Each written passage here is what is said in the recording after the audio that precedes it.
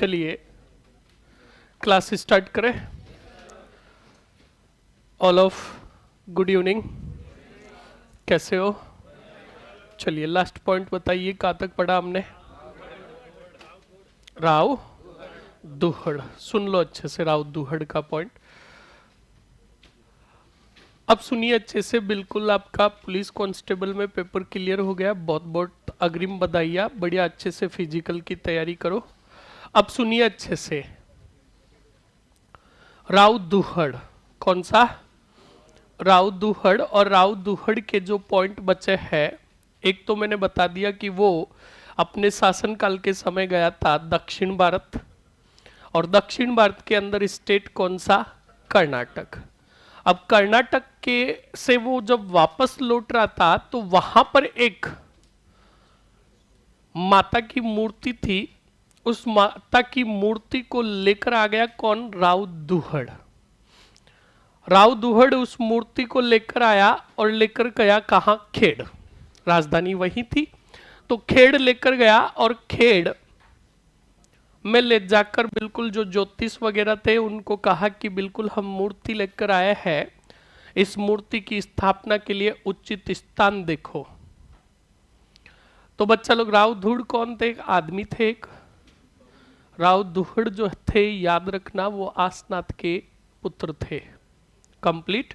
और धांधड़ जी पढ़ा? धांधड़ जी कौन थे? बाबू जी के उनके भाई थे। कौन? राव दुहड़, याद रखना।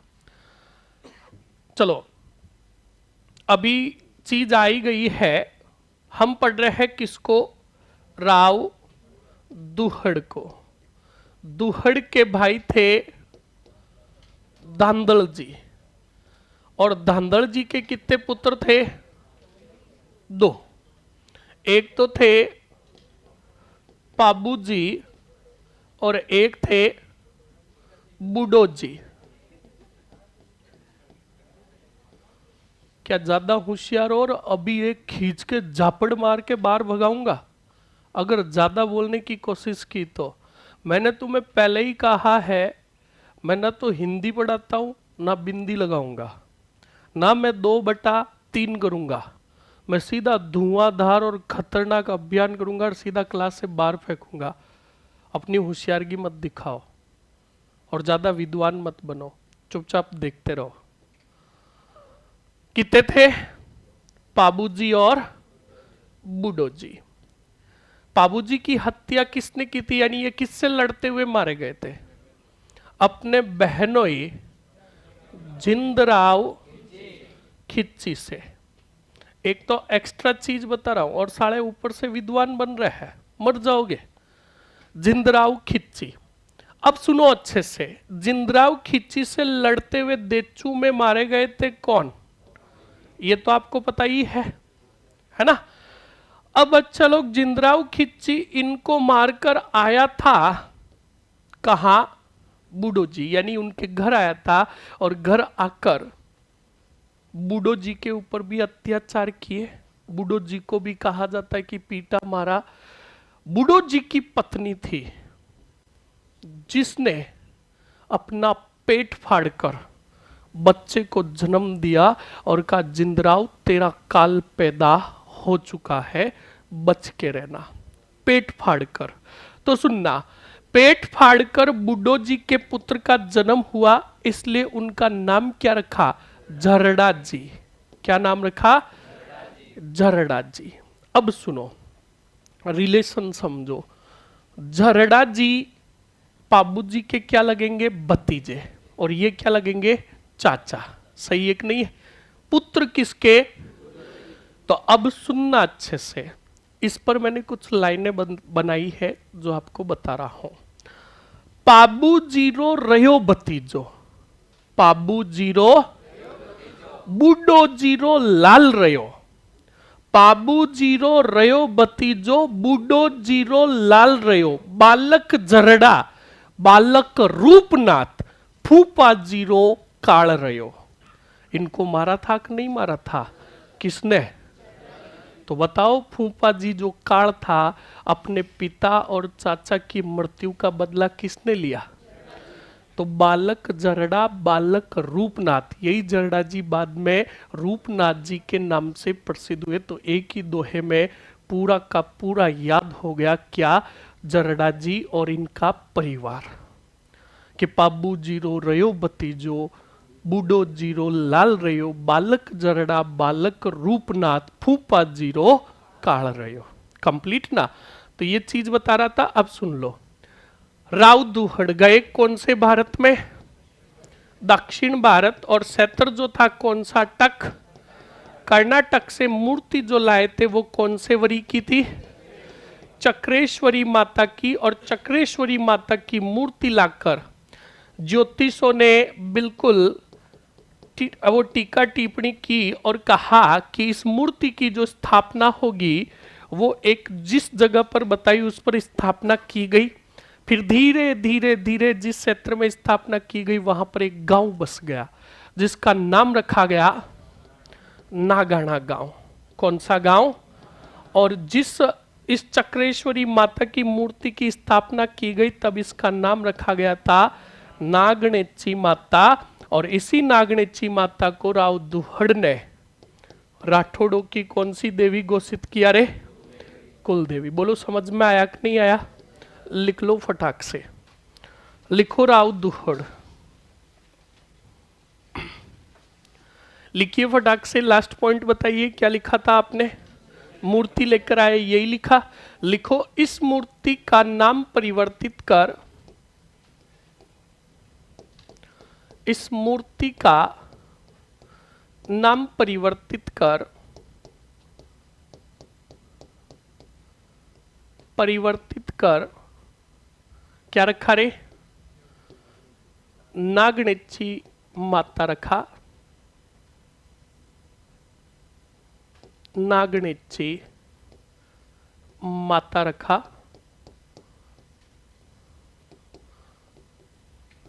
रखा तथा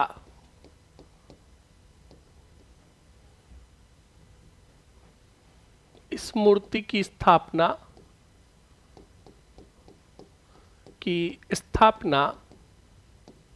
कौन से गांव?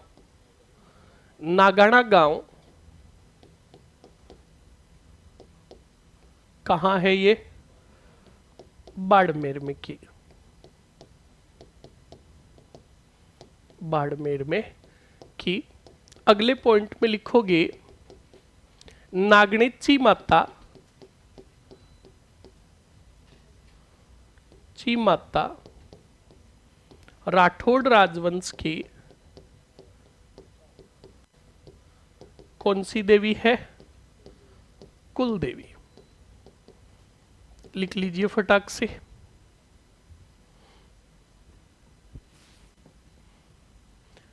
किसी को पराजित नहीं किया था, ये मूर्ति इनको पसंद आई तब लेकर आए थे।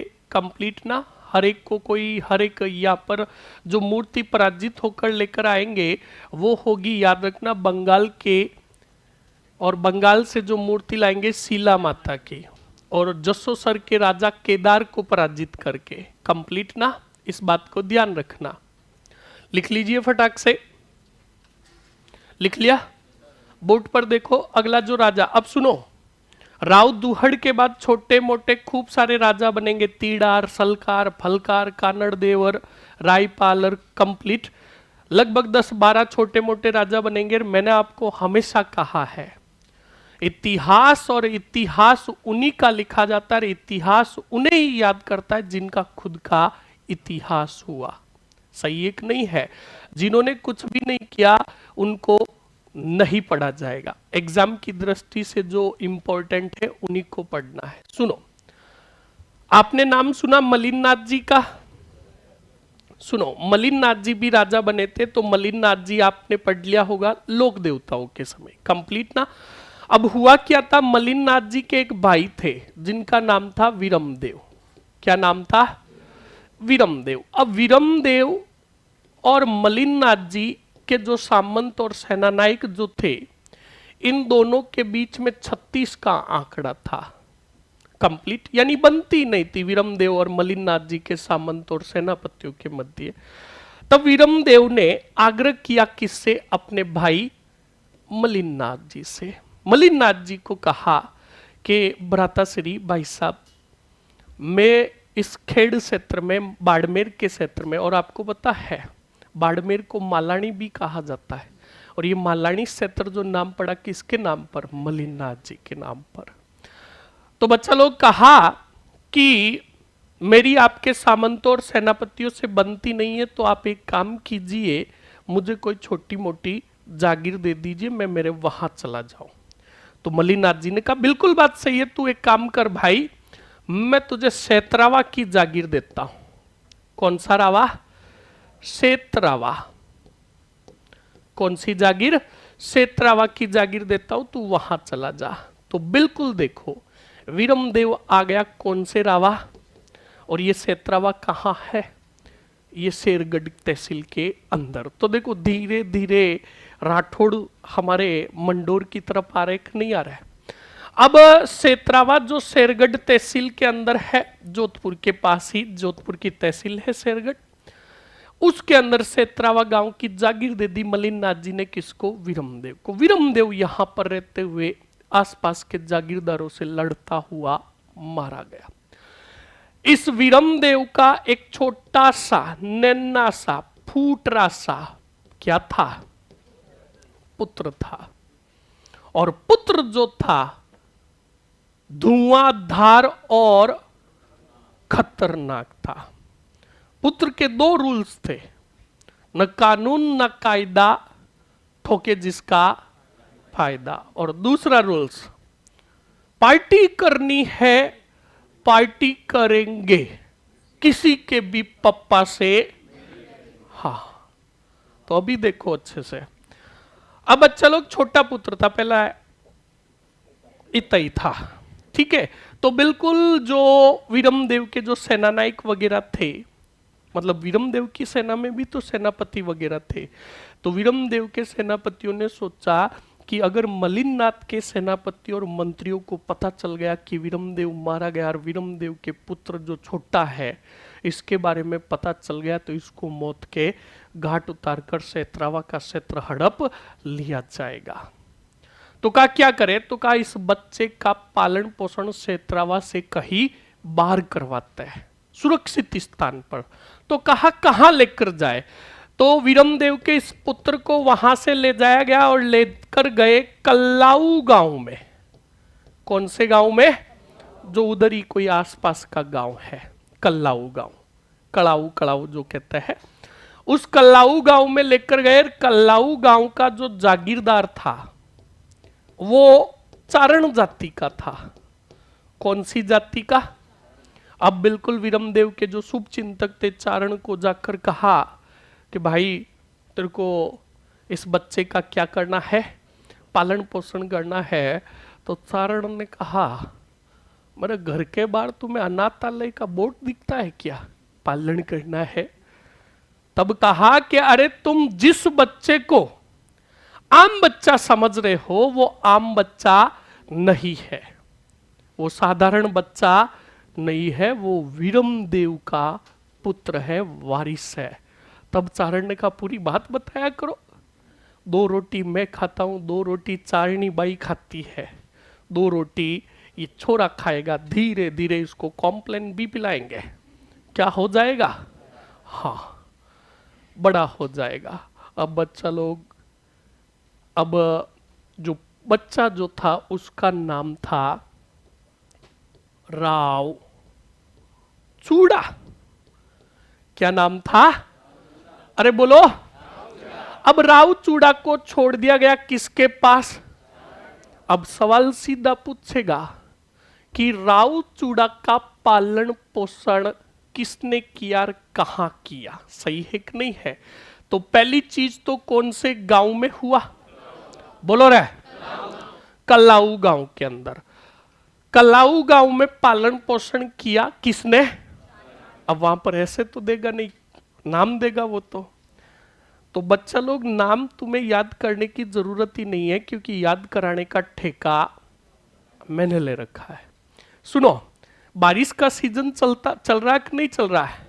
और मैंने तुम्हें बोला भी था, ए बारिश इतना ना बरस कि वो आ ना सके, उसके आने के बाद उदय धमाधम इतनी बरस कि वो हाँ, और जाए तो पूरी भीग जाए।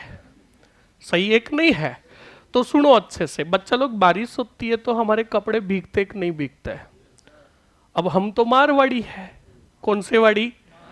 और मारवाड़ी में कपड़े जब भीग जाते हैं तो भीगने को मारवाड़ी में क्या कहते हैं? आला। क्या आला हो गया? क्या हो गया? तो याद रखना, सीधा उस चारण का नाम था आल्हा चारण। कौन सा चारण रे? बोलो, याद हुआ कि नहीं हुआ? हाँ, अब अभी तो भूल जाओगे। एग्जाम में अगर पूछ लिया कि पालन पोषण किसने किया तो ये आल्हा चारण दिखेगा, तो आप कहोगे हाँ बारिश, सर ने कहा था आल्हा हो गया। सही है कि नहीं? इसलिए मैं ये जगह जगह प्रूफ छोड़ रहा हूं। अब सुनो, आला चारण ने बिल्कुल बच्चे को रखा, बच्चा धीरे धीरे बड़ा हुआ। बच्चा क्षत्रिय था, इसके पिता क्षत्रिय थे, तो बिल्कुल उसमें भी धीरे धीरे क्षत्रिय के गुण आए। और बच्चा धीरे धीरे कल्लाऊ गांव के अंदर लोगों के कर्म खोलने लगा। कर्म का मतलब समझे? बोगने खोलने लगा। आए दिन खुशखबरियां आती थी किसके घर? आला चारण के घर। आला चारण निवेड़ा कर करके, समझौता कर करके लोगों से यहां तक दाप चुका था। किससे? राव चूड़ा से। कहा कि एक दिन ऐसा आएगा कि मुझे खुद को गिरवी बैठना पड़ेगा। ये बात किसने कही? आला। जब आलाचारण से आलाचारण फुल परेशान हो गया था। किससे? तो राव चूड़ा को ले जाकर छोड़ा किसके पास? मलिनाथ जी के पास। परेशान हो गए थे तब मलिनाथ जी के पास गए। बोलो किसको लेकर? राव चूड़ा को लेकर गए और कहा, यह पकड़ो अपना भतीजे को। परेशान ऐसे नहीं कहा, परेशान कर दिया कि ये आपका बेटा है, इसको पकड़ो। बेटे का मतलब भतीजा। सही एक नहीं है? तो कहा इसको पकड़ो। तब मलिनाथ जी ने कहा, ए भाई ये तो किसको लेकर आया? जबरदस्ती रिलेशन जोड़ रहा है। तो कहा कि बिल्कुल ये जो है आपके भाई वीरम का पुत्र है, और मैंने इतने दिन इसका क्या किया? पालन पोषण किया। ये मेरी अपनाइत है। अब तुम जानो और तुम्हारा काम जाने। अब बच्चा लोग, मलिनाथ जी ने कहा, बेटा आला तुझे बच्चों को पालना ही नहीं आता। हालांकि काफी बड़े हो गए थे। तो कहा अब इसका पालन पोषण मैं करूंगा। अल्लाह ने कहा थोड़े दिन बाद तुम्हें भी पता चल जाएगा, क्योंकि इसके रूल्स कितने हैं। न कानून न कायदा, ठोके जिसका।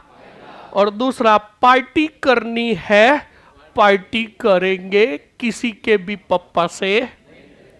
तो बिल्कुल आलाचारण ने कहा, दाता मुझे पालना नहीं आता, आप ही पालो। अब मलिनाथ जी बच्चा लोग मालानी क्षेत्र के राव थे, राजा थे। उनके पास किस चीज की कमी थी? मलिनाथ जी ने पॉकेट मनी दी। किसको? राव चूड़ा को। अब राव चूड़ा को पॉकेट मनी दी तो राव चूड़ा बेटा शाम को पार्टी शार्टी करने जाता और कहता, party all night, party all right.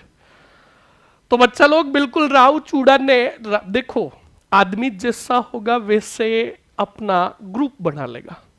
आदमी अगर खाने वाला है तो ऐसे ही दोस्त बनाएगा। आदमी अगर पीने वाला है तो ऐसे ही दोस्त बनाएगा। और आदमी अगर पढ़ाई वाला है तो वो होशियार को ही दोस्त बनाएगा। तो हमारे राव चूड़ा तो आपको मैंने बता दिया इनकी आदत। सर क्लास कब स्टार्ट हो गई भाई? ये हम यहाँ पे पार्टी में है।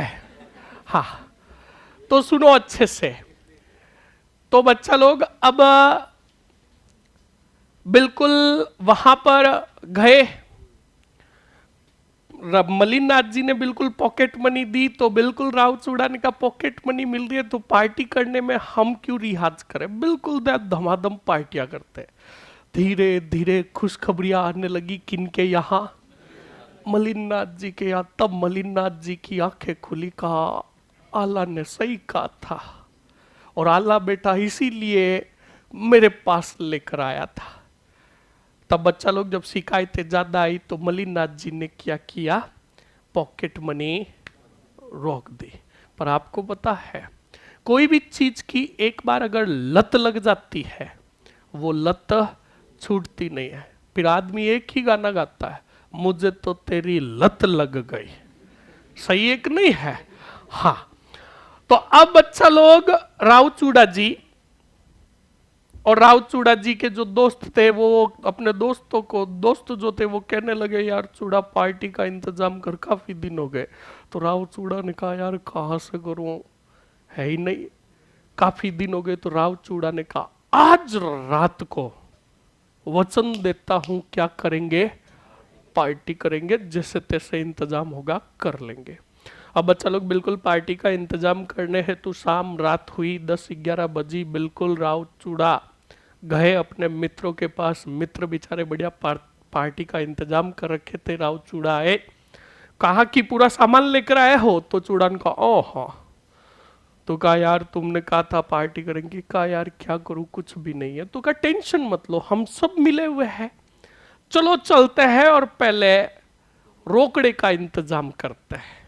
तो बच्चा लोग अब राव चूड़ा और राव चूड़ा के आसपास के जो मित्र थे वो पार्टी के इंतजाम में घूम रहे थे। तभी एक मालानी क्षेत्र में कुछ व्यापारी, कौन से पारी, अरबी नस्ल के घोड़े लेकर जा रहे थे। कौन सी नस्ल के? और अरबी नस्ल के घोड़े टॉप क्वालिटी के होते हैं। अब वो लेकर जा रहे थे, राव चूड़ा ने देखा, राव चूड़ा ने कहा बस पार्टी का इंतजाम। राव चूड़ा गए और सभी अरबी जो घोड़े और व्यापारी जो लेकर जा रहे थे कहा stop, so your licence please, ये साम्राज्य हमारा है और अगर हमारे साम्राज्य से गुजरना है तो कर देना होगा। तो व्यापारियों ने कहा बिल्कुल कर देंगे, क्यों नहीं देंगे। व्यापारियों ने कर दिया। तो राव चूड़ा जिनका यार पार्टियां वैसे भी बड़े पापा जो है वो पैसे देने वाले हैं और आज मौका अच्छा है, 4-6 महीनों की पार्टी का इंतजाम कर दो। तो अच्छे से ध्यान रखना। अब क्या होता है आगे, राव चूड़ा जी व्यापारी वो कर देते हैं। तो राव चूड़ा जी कहते हैं ये जो आपने कर दिया है ये तो आप व्यापारियों का दिया है, घोड़े आपके पास 800 है, 800 घोड़ों का कर कौन देगा? व्यापारी इनका है भाई है, कर हमेशा आदमियों का ही दिया जाता, जिनावरों का कौन देता? कहना मेरे साम्राज्य के मेरे रूल्स, और मैंने एक बार कमिटमेंट कर दी, अपने आप की भी नहीं सुनता।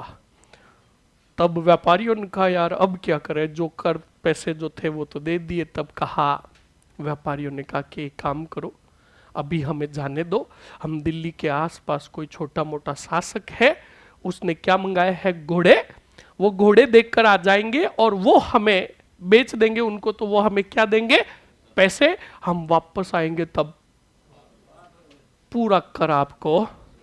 तो कहा नो, हम नगद में काम करते हैं, उधार नहीं करते। अब व्यापारियों को गुजरने दे नहीं दिया, व्यापारियों को गुजरने नहीं दिया तो और कर इतना दिया नहीं। तो राव चूड़ा ने कहा व्यापारियों की बंदोली निकालो, तगड़ा फोड़ा और सब अरबी नस्ल के घोड़े छीन लिए। अब बच्चा लोग हमेशा का कितना घोड़ा बेचते, एक या, और सुबह शाम party all night, party all night. अब वो व्यापारी अनलिमिटेड जूते खाकर गए कहां, अब उधर कोई देखो नाम नहीं बताया जाता कि वो किस नवाब के पास गए थे। दिल्ली के कोई आसपास के कोई छोटे नवाब के पास गए और नवाब ने व्यापारियों को कहा ये तुम्हारे थोबड़े सूजे हुए कैसे हैं और घोड़े कहाँ हैं? तब पूरी बात बताई, कहा कि घोड़े तो मालानी क्षेत्र में हमसे लूट लिए गए, छीन लिए गए। ये बात जब नवाब को पता चली तो नवाब ने कुछ गुप्तचरों को भेजा, किसके पास, मलिनाथ जी के पास, क्योंकि वो राजा कौन थे। तो बिल्कुल दिल्ली से कुछ 1-2 गुप्तचर और साथ में 1-2 व्यापारी भी आए थे जिन्होंने जूते खाए थे। अब वो आए मलिनाथ जी के दरबार में। मलिनाथ जी को आकर गुप्तचरों ने, उन वाहकों ने आकर कहा कि मालानी क्षेत्र के राजा मलिनाथ जी, आपने जो अरबी नस्ल के घोड़े छीने हैं वो पुनः लौटा दो, वरना युद्ध के लिए तैयार हो जाओ। मलिनाथ जी ने कहा, ए भाई ए की का घोड़ा, कैसे घोड़े और किसने लिए? और वो तो सही थे अपनी जगह पर। तो कहा झूठ मत बोलो, तुम्हारे ही साम्राज्य में ये व्यापारी प्रवेश कर रहे थे, तब इनसे कर के नाम पर क्या छीने गए? अरबी नस्ल के पूरे 800 से 1000 घोड़े। तब व्यापारी को कहा तू बता ना, साथ में आया बोल नहीं रहा है। तब व्यापारी को कहा, तब व्यापारी ने कहा सही है। और वो जो लूटने वाला जो राजकुमार था वो एक ही बात कह रहा था, पार्टी करनी है, पार्टी करें। तब मलिनाथ जी का रुको, मलिनाथ जी को पता चल गया। कहा 1 मिनट रुको। बुलाया किसको? कहा चूड़ा जी को बुलाओ। तो चूड़ा जी को बुलाया, चूड़ा जी दरबार में आए। कहा हाँ बताइए। तो जो ही चूड़ा जी दरबार में आया, उस व्यापारी ने कहा ओइच, यही था जिसने चुराए थे। तब राव चूड़न का कौन है ये? क्योंकि काफी टाइम हो गया था, रात को थोड़ी धुंधलाहट थी। तो याद रखना, रात्रि के समय जो जूते खाता है ना, वो अच्छे से शक्ल देखता है, ठोकने वाला नहीं देखता। तो बिल्कुल बच्चा लोग, उस व्यापारी ने कहा कि यही था। तो कहा कहाँ था? तो मलिनाथ जी ने कहा, ए भाई मेरे से बात कर। तो मलिनाथ जी ने राव चूड़ा को कहा, आपने चोरी की? सच सच बता दो। तो चूड़ा जी ने कहा, सच सच बताऊं क्या? हाँ। तो कहा मैं चोरियां हमेशा करता हूं। आप कौन सी चोरी की बात कर रहे हो? तब कहा कि आज से 6-7 महीने पहले हमारे क्षेत्र से अरबी नस्ल का, अच्छा वो अरबी नस्ल के 800 से 1000 घोड़े का, हाँ सही पकड़े हो, वही चोरी। तो कहा कि बिल्कुल मैंने की है। तो कहा कोई बात नहीं, छोकी। अब वो अरबी नस्ल के घोड़े वापस लेकर आओ, इनको दे देते हैं और झगड़े को क्या करते हैं? समाप्त। चूड़ा जी ने कहा बेचकर भूंगड़े कर दिए। तो मलिनाथ जी ने कहा पूरे? तो कहा हाँ, एक छोड़ा इनको दे दो और निवेड़ा कर दो। कहा वाह भाई वाह, तूने 999 बेच दिए, कहा रहा है कि एक दे दो। चूड़ा जी का अगर नहीं माने तो मैं मनाऊं इसको? तब चूड़ा मलिनाथ जी का, तुम एक काम करो, भीतर जाओ, मैं पहले इनका समझौता करता हूं। तो कहा जाता है मलिनाथ जी ने आधा बाड़मेर गिरवी रखा। क्या रखा? किसके पास? नवाब के पास। और कहा भाई साहब, बिल्कुल मेरा भतीज ने लूटा है तो समझौता तो करना ही पड़ेगा। आधा गिरवी रखा। अब राव चूड़ा को पता चल गया था कि आधा साम्राज्य मैंने बेच दिया। किसका? मलिनाथ जी का। तो अब बड़ा पापा छोड़ने वाला है। तो चूड़ा जी ने कहा कुरिया नाट, शेर नहीं नाट यहां से। तो अब बताओ चूड़ा जी कहां से भाग रहे रे? मालानी क्षेत्र से, यानी मलिनाथ जी के क्षेत्र से। और भागकर तुम्हें पता है कहां आए? कलाऊ गांव में। किसके पास? आला के पास। किसके पास? आला चारण के पास। अब बच्चा लोग कलाऊ गांव में आया, आला जी की नजर पड़ी। आला जी ने कहा यह चाती आ गई। कहा कि आंखें खुल गई किसकी? मलिनाथ जी। अब बिल्कुल आला जी के पास आए, चूड़ा जी आए। तो बिल्कुल आला जी ने कहा क्या हुआ, वापस क्यों आया या? तो चूड़ा जी ने कहा मेरा बड़ा पापा मेरा पीछे तलवार लेकर भाग रहा है। तब कहा बेटा तूने कुछ न कुछ कांड किया होगा। तो कहा नहीं किया। अब ये नहीं पता कि ये आधा बाड़मेर बेचकर आ गया। अब वो रहने लगे वापस। बोलो कहाँ रे? कलाऊ गांव में। ये था केजीएफ मूवी का फर्स्ट पार्ट। कौन सा पार्ट? अब सुनो अच्छे से। उसी समय डोर ही डोर, अरे बोलो कौन सा डोर? ये मंडोर कहाँ है? हाँ हमारे जोधपुर में। मेरे घर से तो जसट 3 किलोमीटर या 4 किलोमीटर दूरी है। कौन सा डोर रे? अब मंडोर। अब अच्छे से देखना बच्चा लोग, मंडोर के अंदर शासक जो थे वो कौन से प्रतियार थे? और याद करो, मैंने राठौड़ राजवंश स्टार्ट किया तब पहला ही पॉइंट यही लिखाया था। 7वीं से 12वीं शताब्दी तक मंडोर या मारवाड़ पर अधिकार किनका था? ये कमजोर हुए तो अधिकार किसने कर लिया? गुर्जर परतियारों की शाखा जो थी वो थी इंदा शाखा। बोलो कौन सी शाखा? इंदा शाखा के गुर्जर परतियार शासन करते थे कौन से डोर पर? ये क्या हुआ था, गुर्जर परतियार के जो शासक थे ये थोड़े शक्ति में क्या थे? कमजोर थे। तो मालवा के अंदर कौन से वाह? मालवा के अंदर मुस्लिम सूबेदारों को, कौन से सूबेदारों को? मुस्लिम सूबेदारों को पता चल गया कि मंडोर की जो राजनीतिक स्थिति है वो बिगड़ी हुई है और क्यों नहीं इसका फायदा हम उठा लें। बिल्कुल मालवा से मुस्लिम सूबेदारों ने अटैक किया। बोलो कौन से डोर पर? अनलिमिटेड पराजित किया किसको? इंदा शाखा के। अब गुर्जर परतियार इंदा शाखा से मंडोर से पराजित होकर भागकर यहां से गए और जो गए थे बिल्कुल कौन से गढ़ की तरफ गए थे?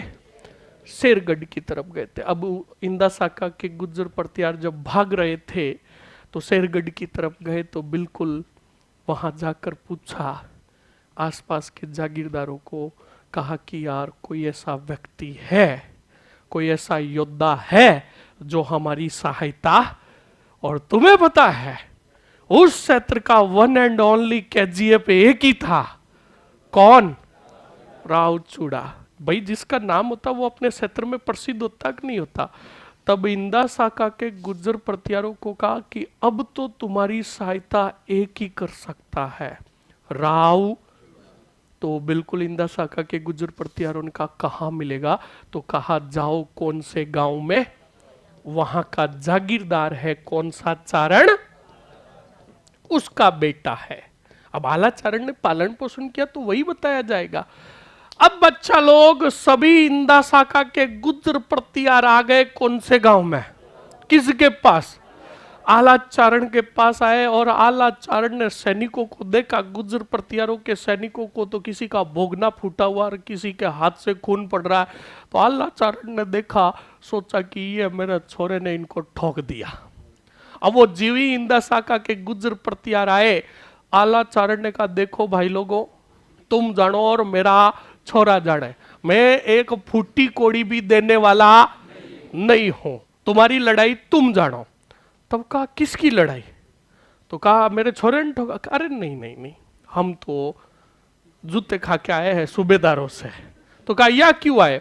तो कहा हमें आपके पुत्र से मिलना है।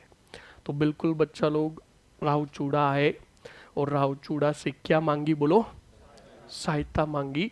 तो राव चूड़ा ने इंदा शाखा के गुर्जर परतियारों को कहा कि वचन देता हूं कि मैं तुम्हें दूंगा कौन सा डोर? मंडोर।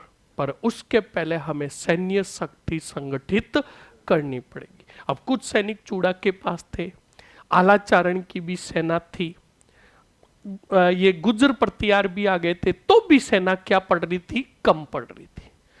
तो बच्चा लोग राव चूड़ा ने सभी ने सेना संगठित की। तो इंदा शाखा के गुर्जर परतियारों ने कहा अब तो सैनिक हो गए, ठीक है? तो कहा नहीं, अभी भी कम है।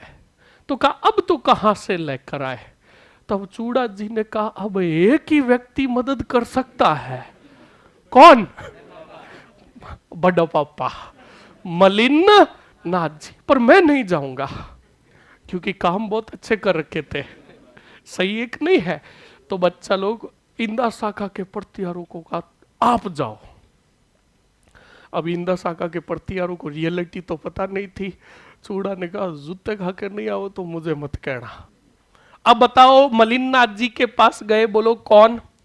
इंदा शाखा के गुर्जर परतियार। बोलो रे, किसके पास गए? और मलिननाथ जी के पास गए तो मलिननाथ जी ने बिल्कुल इंदा शाखा के गुर्जर परतियारों को कहा कि कौन हो, कहां से आए हो? तो कहा हम इंदा शाखा के गुर्जर परतियार है और हमें भेजा है राव चूड़ा ने। यह कहते ही तो मलिननाथ जी का भोपड़ा मेरी जैसे ऐसे खड़ा हो गया।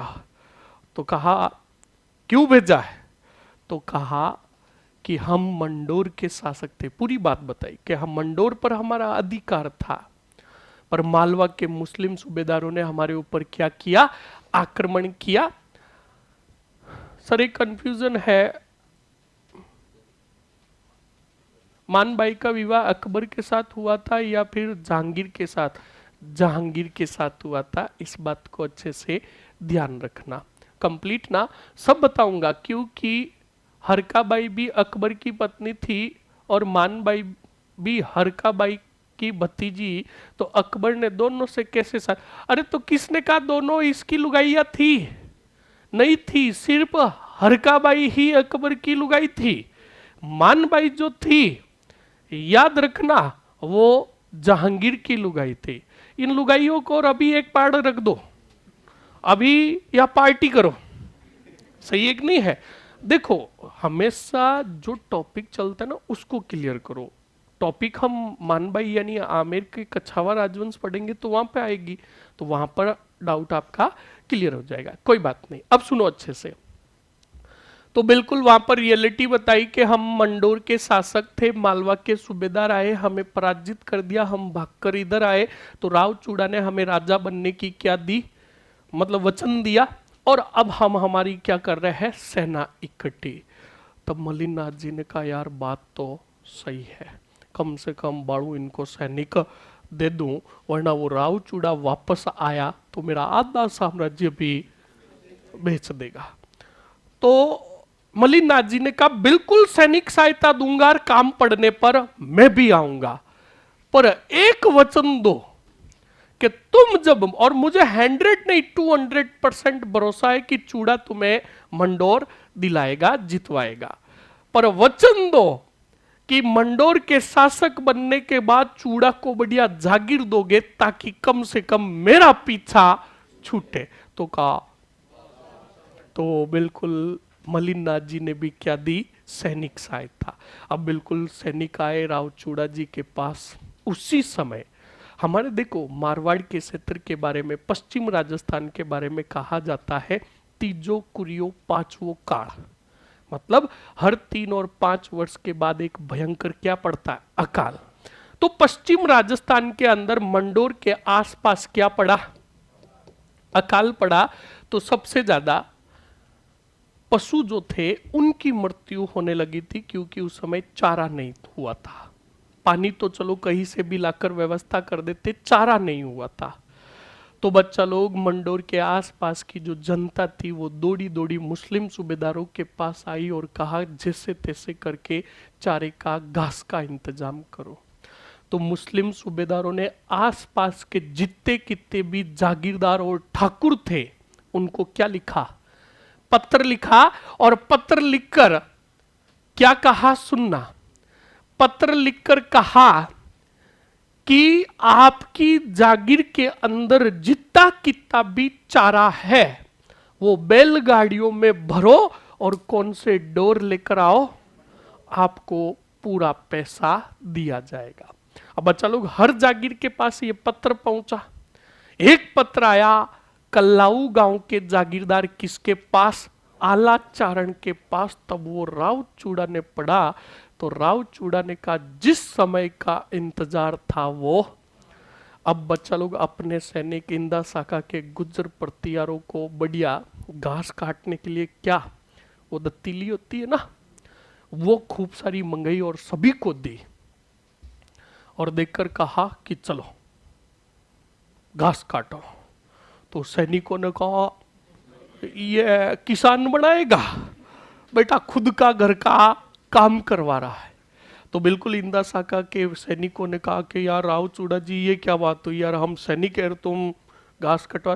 तो कहा मंडोर चाहिए कि नहीं चाहिए, कहा चाहिए चाहिए। तो कहा घास काटो। तो बच्चा लोग खूब सारी क्या काटी गई, घास। और फिर राव चूड़ा ने अपने सभी सैनिकों को कहा अब 2-3 दिन बढ़िया अच्छे से आराम कर लो। अब बच्चा लोग राव चूड़ा ने 1000 बैलगाड़ियां मंगाई। कितनी कितनी 1000 बैलगाड़ियों में क्या भरा, चारा। अब चारा भर दिया। अब चारा भरने के बाद चारा भरने लगे, सैनिक भी पास में ही खड़े थे। हर एक बैलगाड़ी के अंदर राउत चूड़ा ने सैनिकों की गुद्दी पकड़ी और पहले सुलाया, तलवारें देकर, और ऊपर क्या डाला, चारा। कितने सैनिक? 3-3 सैनिक हर एक बैलगाड़ी में। तो बताओ टोटल कितने सैनिक हुए? अरे बोलो कितने हुए? गणित बहुत वीक है तुम्हारी। 5000। कितने? एक फॉर्च्यूनर चलाने वाला और एक पास में कंडक्टर। अब बोलो कितने हुए? हाँ, इसलिए गणित और पढ़े थोड़ी। हाँ, ये तुम्हारे 2 बेटा 3 बराबर नहीं चलेगा, थोड़ा साइको भी, माइंड भी लगाओ। बैलगाड़ी चलाने वाला भी तो होगा। तो अब टोटल सैनिक लगभग लगभग कितने हो गए? 5000 सैनिकों का काफिला रेडी हुआ और बच्चा लोग सबसे अगली बैलगाड़ी के अंदर थे। राव चूड़ा घास में छुपे हुए। अब उस आगे जो चल रहा था उसको का स्टार्ट कर। अब उस भाई ने फॉर्च्यूनर का टॉप लगाया और गाड़ी धमाधम। राव चूड़ा जी अंदर घास के अंदर था, कब साला इतनी फासट ले रहा है। घास में से मुंह निकाला और खींच कर थपीड़ मारी। किसको? ड्राइवर को। फॉर्च्यूनर का मतलब बैलगाड़ी।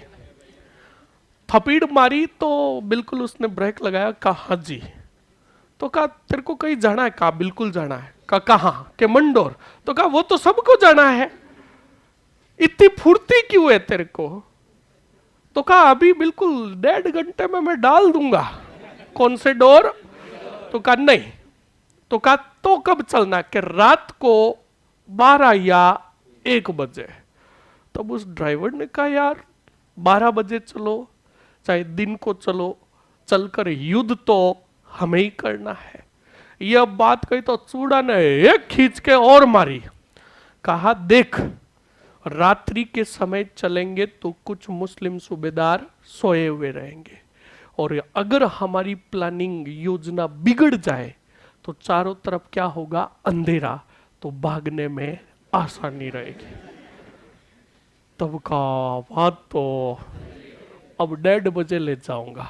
तो कहा अब बस 1 नंबर में चलने देखा। ओके। अब बच्चा लोग बिल्कुल 1 नंबर में गाड़ी, मतलब बैलगाड़ियों का आया योजना के तहत। अब काफिला आया मंडोर की तरफ। चलो काफिला लेके आता हूं। ये कौन सा डोर है? ये मंडोर का क्या है? या फॉर्च्यूनर है। ऐसे खड़ी, सबसे आगे फॉर्च्यूनर खड़ी थी। तो ऐसे नहीं है कि पहले युद्ध करने जाते थे तो सैनिक सीरियस होते थे, नहीं, युद्ध करने जाते थे तब भी मजाके करते थे। अब बच्चा लोग ज्यों ही मंडोर के पास पहुंची ये फॉर्च्यूनरों की गाड़ियां, तो राव चूड़ा के पास जो सैनिक था उसने कहा मेरे को छींक आ रही है। क्या आ रही है? तो राव चूड़ा जी ने मुंह पकड़ लिया उसका। अब मुंह पकड़ा तो वो टांगड़े पटकने लगा। तो बेटी घास ऊपर नीचे हो रही थी। तो बच्चा लोग एक साथ में कंडक्टर था ना, उस कंडक्टर ने उतर कर घास के ऊपर ऐसे हाथ लगा दिया, कहा मर जाओ पकड़वाओगे तो। अब जैसे तैसे करके वहां पर स्थिति संभाली और सूबेदार जो पहरे लगा रहे थे उन्होंने कहा रोको, इन गाड़ियों में क्या है? तो बिल्कुल जो सबसे आगे जो था बैलगाड़ियों को हाँकने वाला, उसने कहा हुजूर नवाब आपके लिए चारा लाया है। तो उसने कहा हमारे लिए? तो कहा नहीं नहीं हुजूर, आपके जानवरों के लिए, पशुओं के लिए मंगाया है। बच्चा लोग ये राजस्थान है। इस राजस्थान की घटनाएं बहुत निराली है। हम बस के अंदर बैठते हैं और 20-25 किलोमीटर दूर गांव जाते हैं, तो राजस्थानी होता वो कभी भी चुप नहीं बैठता है, बैठ जाएगा और पास में कोई भी आकर बैठेगा पंचायती करेगा, कौन सा कहाँ जाओगे, सही एक नहीं है? तो वो कहेगा मैं फलान जी और वहां का, उस गांव में मेरे बुआ के काका की बेटी दे रखी है, सही एक नहीं है? अब सिस्टम थोड़ा चेंज हो गया, अब तो कहा जाता है कि बस में ही प्यार हो जाता है। तो ऐसे ही बच्चा लोग वो जो कंडक्टर जो था वो बातें करने लगा सूबेदार से और कहा कि ये बात है। तो कहा कहाँ से आए हो? तो कहा कलाऊ गांव से। तो बिल्कुल रिश्तेदारी निकालने लगे, यानी हंसी मजाक होने लगी। तभी कुछ सूबेदार ने मालगाड़ियां क्या, सॉरी, बैलगाड़ियों को एंट्री दी थी। अब बच्चा लोग पहली बैलगाड़ी घुसी तो राव चूड़ा जी के पास जो सैनिक था उसने कहा शुरू करे।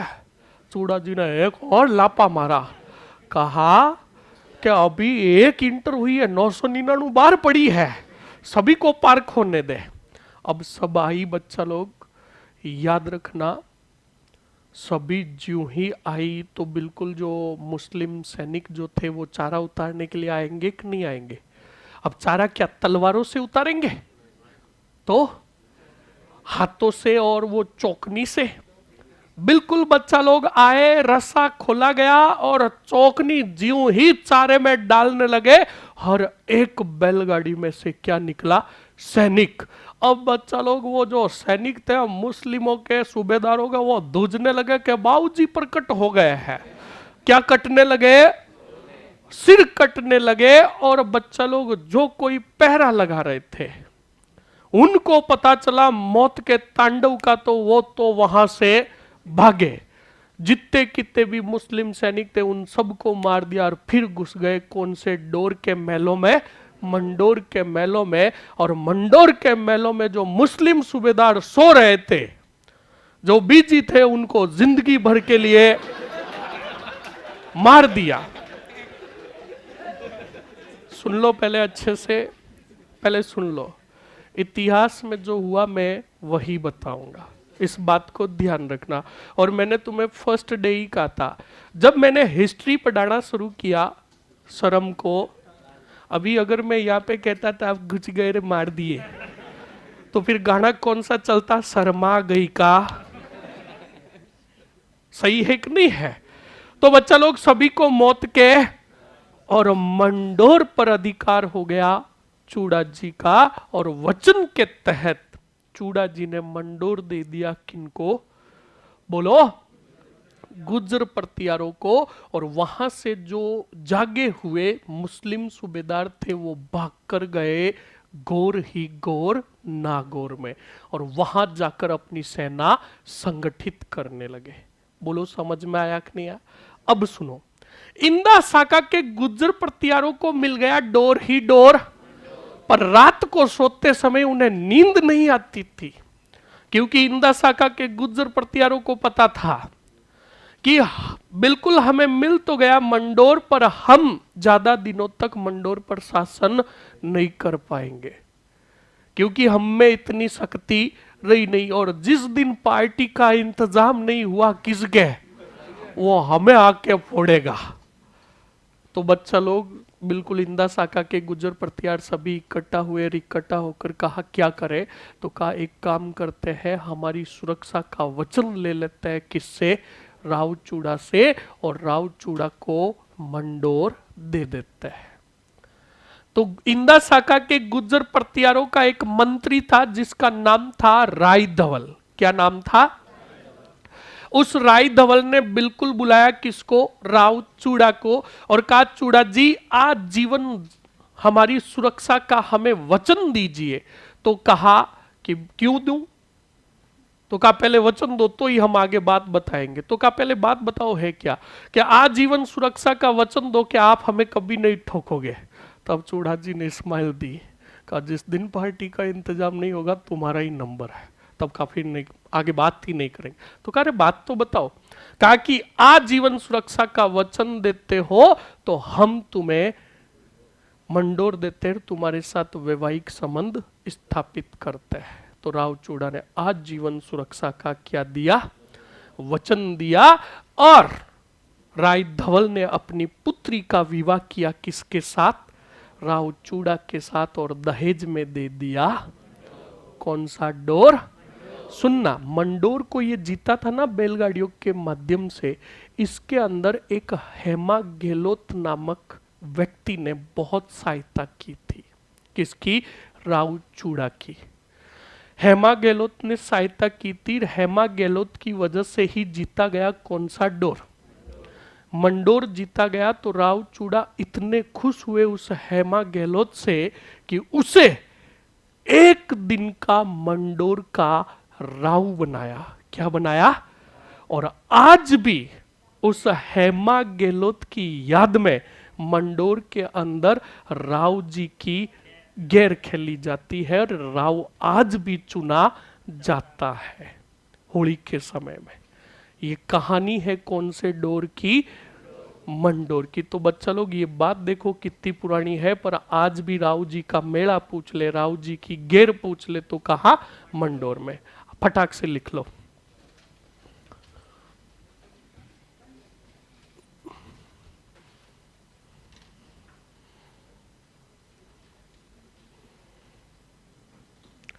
लिखिए जल्दी से। हेडिंग डालो, कौन? राव चूड़ा। फास्ट लिखोगे अगर कहानियां सुननी है और समझना है तो। कौन सा चूड़ा? राव चूड़ा। पहला ही पॉइंट लिखोगे पिता। बोलो कौन से देव थे? वीरम देव। फिर लिखोगे इनका पालन पोषण। बोलो किसने किया था? अरे बोलो, आल्हा चारण। यह आलाचारण कहां का था रे? कल्लाऊ गांव का। कल्लाऊ गांव। आगे लिखोगे नोट लगाकर, कुछ समय के लिए राव चूड़ा ने समय मलिनाथ जी के पास बिताया। तो लिखो राव चूड़ा ने कुछ समय मलिनाथ जी के पास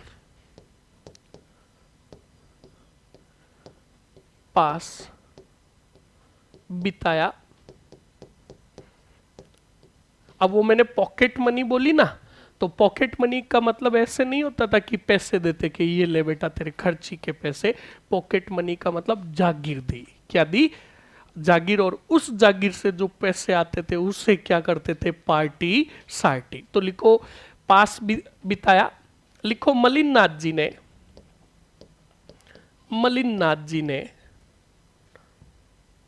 ने साल्लेडी गांव की, कौन से गांव? साल्लेडी गांव की क्या दी रे? जागीर प्रदान की। फिर लिखोगे इस समय मंडोर पर इंदा शाखा के गुज्जर प्रतियारों का शासन था। गुज्जर प्रतियारों का शासन था। फटाक से लिखिए।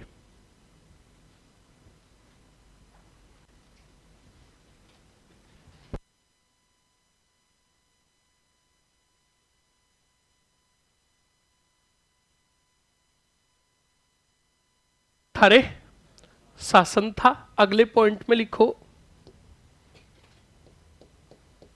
गुज्जर प्रतिहार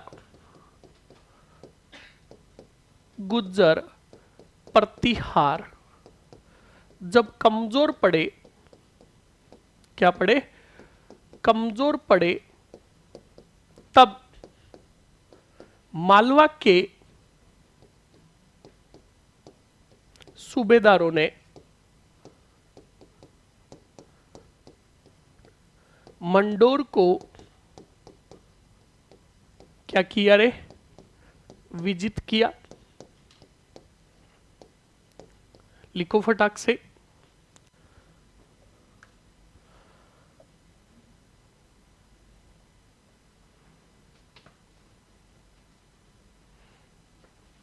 ओके वर्मा जी, बिल्कुल आपका जो ये सपना है बिल्कुल पूरा होगा।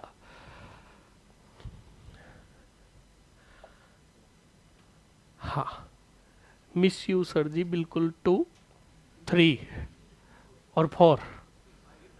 हाँ बिल्कुल। कोर्स कब तक हो जाएगा? आज शाम को। और बोलो। अरे तुम एक तो पढ़ाई पे ध्यान कम देते हैं, पंचायती करा दो, अनलिमिटेड पंचायती करने में ही तो मारवाड़ी जाने जाते हैं। बस औरतें हो चाहे आदमी हो, बस बिठा दो उनको गप्पे, तो वो पाकिस्तान और आउट ऑफ इंडिया तक की ठोक देंगे। सही है कि नहीं है? चलो, अरे बिल्कुल आपका कोर्स हो जाएगा, टेंशन मत लो। और कोर्स आपका कंप्लीट करवाना तो बोल दो, करवा दो। हाँ, करवाऊं? हाँ, फिर ऊपर ही नहीं देख पाओगे, एक ही काम चलेगा, छपम छपाई। करवाऊं? हाँ, मस्त रहो, बिल्कुल टेंशन मत लो। अब मेरा ही बच्चा है, तो ये मेरा अंतिम अभियान है। इस अंतिम अभियान में जो युद्ध का निर्णय जो होगा वो चेंज होगा, और बिल्कुल हम एकदम सफल अभियान करेंगे, एकदम अच्छे से। कंप्लीट ना? मस्त रहो तुम तो। हाँ बिल्कुल। टू, आगे बढ़। लिखोगे फटाक से। हाँ, वो इंदा साका के गुजर प्रत्यार पराजित हो गए ना। लिखो इंदा शाखा के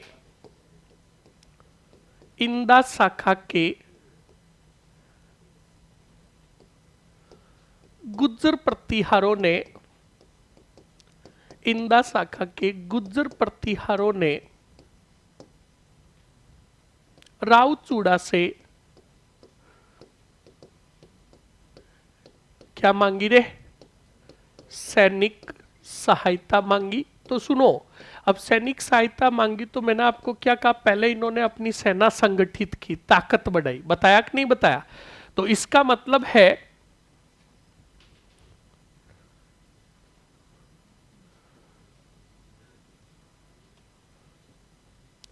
तो सुनो, सुनना अच्छे से बच्चा लोग। तो सैनिक सहायता कैसे संगठित की? यानी आसपास की जागीरों को जीत कर। इसका मतलब ये समझना। कंप्लीट ना? अब लिखो, और फिर और सैनिक कम पड़े तो सैनिक सहायता किसने की? बिल्कुल लिखो, मंडोर विजय में रावचूड़ा की सैनिक सहायता, सैनिक सहायता, रावचूड़ा की सैनिक सहायता किसने की रे? मलिनाथ जी ने की।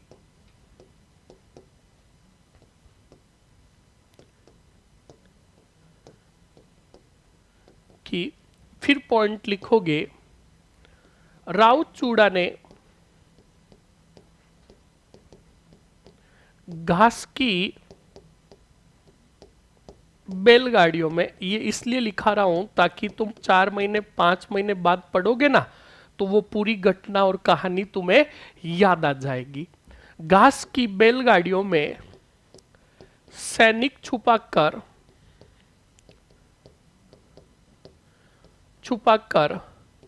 मंडोर पर क्या किया रे? आक्रमण किया।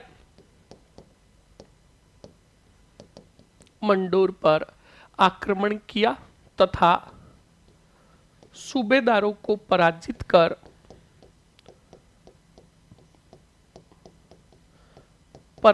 कर मंडोर को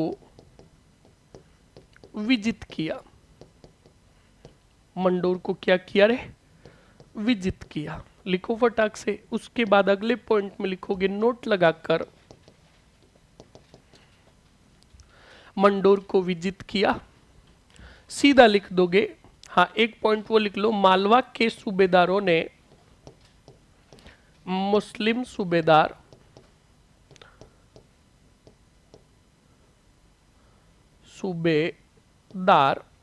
जलाल खां, यानी उनका एक सेनापति था, कौन सा खां? जलाल खां के नेतृत्व में कहां शरण ली रे? नागौर में शरण ली। नागौर में शरण ली। फास्टली लिखो।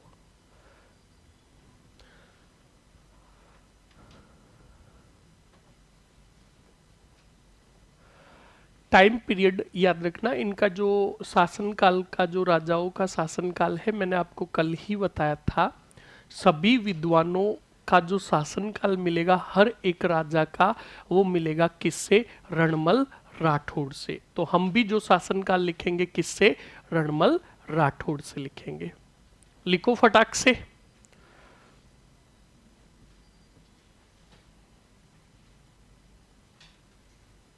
लाखा के साथ हुए विवाह का जिक्र करना थोड़ा। लाखा का विवाह मैंने मेवाड़ में अच्छे से बताया था, तुम्हें बताया था ना, तो वो घटना तुम्हें पूरी पता ही है। फिर यहां पर ज्यादा जिक्र नहीं करेंगे, आपके रिपीट जरूर करवा दूंगा।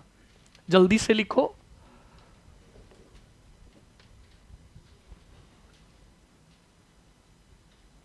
लिखो फटाक से।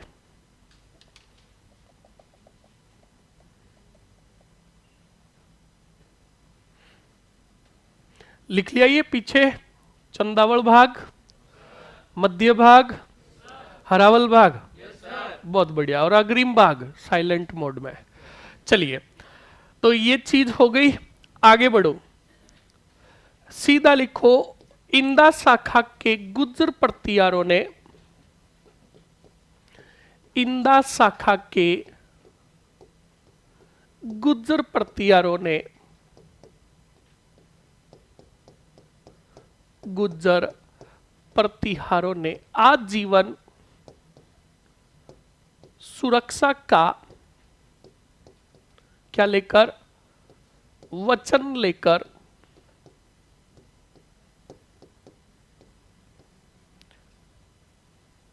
रावचूड़ा का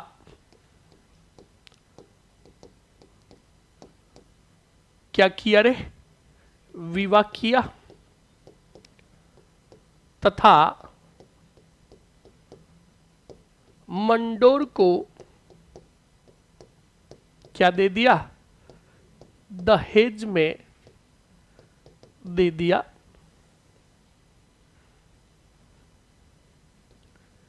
दे दिया। अब सुनो अच्छे से, एक पॉइंट और समझा देता हूं, सुनो। अब देखो, मंडोर का जो राजा बना वो कौन से वंश का बना रे? पर इस रावचूड़ा के दरबार में जो मंत्री बैठते थे वो कौन से वंश के थे रे? अरे बोलो। तो मैंने आपको हमेशा कहा है कि जब राजा अलग वंश का हो, उसके दरबार में उपस्थित मंत्री अलग वंश के हो और राजा के कहे अनुसार काम करे, दरबार में उपस्थित होवे, तो उपस्थित होने वालों को कहा जाता था सामंत। बोलो क्या कहा जाता था? तो सवाल पूछ लिया, मारवाड़ में सामंत प्रथा की शुरुआत किसके शासनकाल में हुई? रावचूड़ा के। विकास और वास्तविक शुरुआत किसके शासनकाल में हुई? राव जोधा के। किसके? तो सावधानी हटी। बढ़िया, स्टार और नोट लगाकर लिख लो। मारवाड़ में सामंत प्रथा की शुरुआत, प्रथा की शुरुआत राव चूड़ा के शासनकाल में हुई। राव चूड़ा के शासनकाल में हुई, किंतु वास्तविक शुरुआत, वास्तविक शुरुआत ऑब्लिक करके विकास राव जोधा के शासनकाल में हुआ।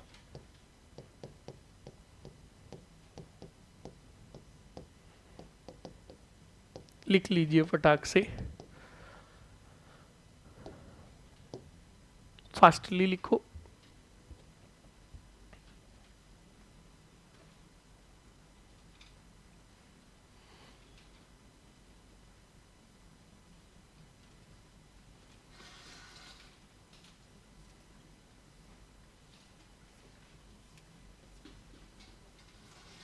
सर किशनगढ़, कोटा और बीकानेर के राजा। अच्छा, हुरडा सम्मेलन का पूछ रहे हो। किशनगढ़ का राजा कौन था रे? राज सिंह। कोटा का राजा दुर्जन साल और बीकानेर का राजा जोरावर सिंह। कंप्लीट लिख लो। चलिए, ये हो गया आपके वास्तविक शुरुआत और शुरुआत। अब सुनो अच्छे से बच्चा लोग। राव चूड़ा की एक प्रिय रानी थी और प्रिय रानी का कहना मानते थे कौन? चूड़ा। तो बिल्कुल बच्चा लोग, चाहे आज का इंसान हुआ हो, चाहे वो पहले का इंसान हुआ हो, प्रताड़ित आज से नहीं है। ये परंपरा प्राचीन समय से चली आ रही है कि घर में अगर चलती है तो किनकी? देवियों की चलती है। किनकी? देवता। बस आया राम गया राम। तो राव चूड़ा जी के पुत्र जो थे, खतरनाक वाले पुत्र थे। सुनो अच्छे से। ये कौन से चूड़ा? राव चूड़ा। सुनो, राव चूड़ा का जो सबसे बड़ा पुत्र था, नाम था राव रणमल राठौड़। कौन था रे? फिर जो था राव सत्ता। कौन था? सत्ता। और था राव रणधीर। और था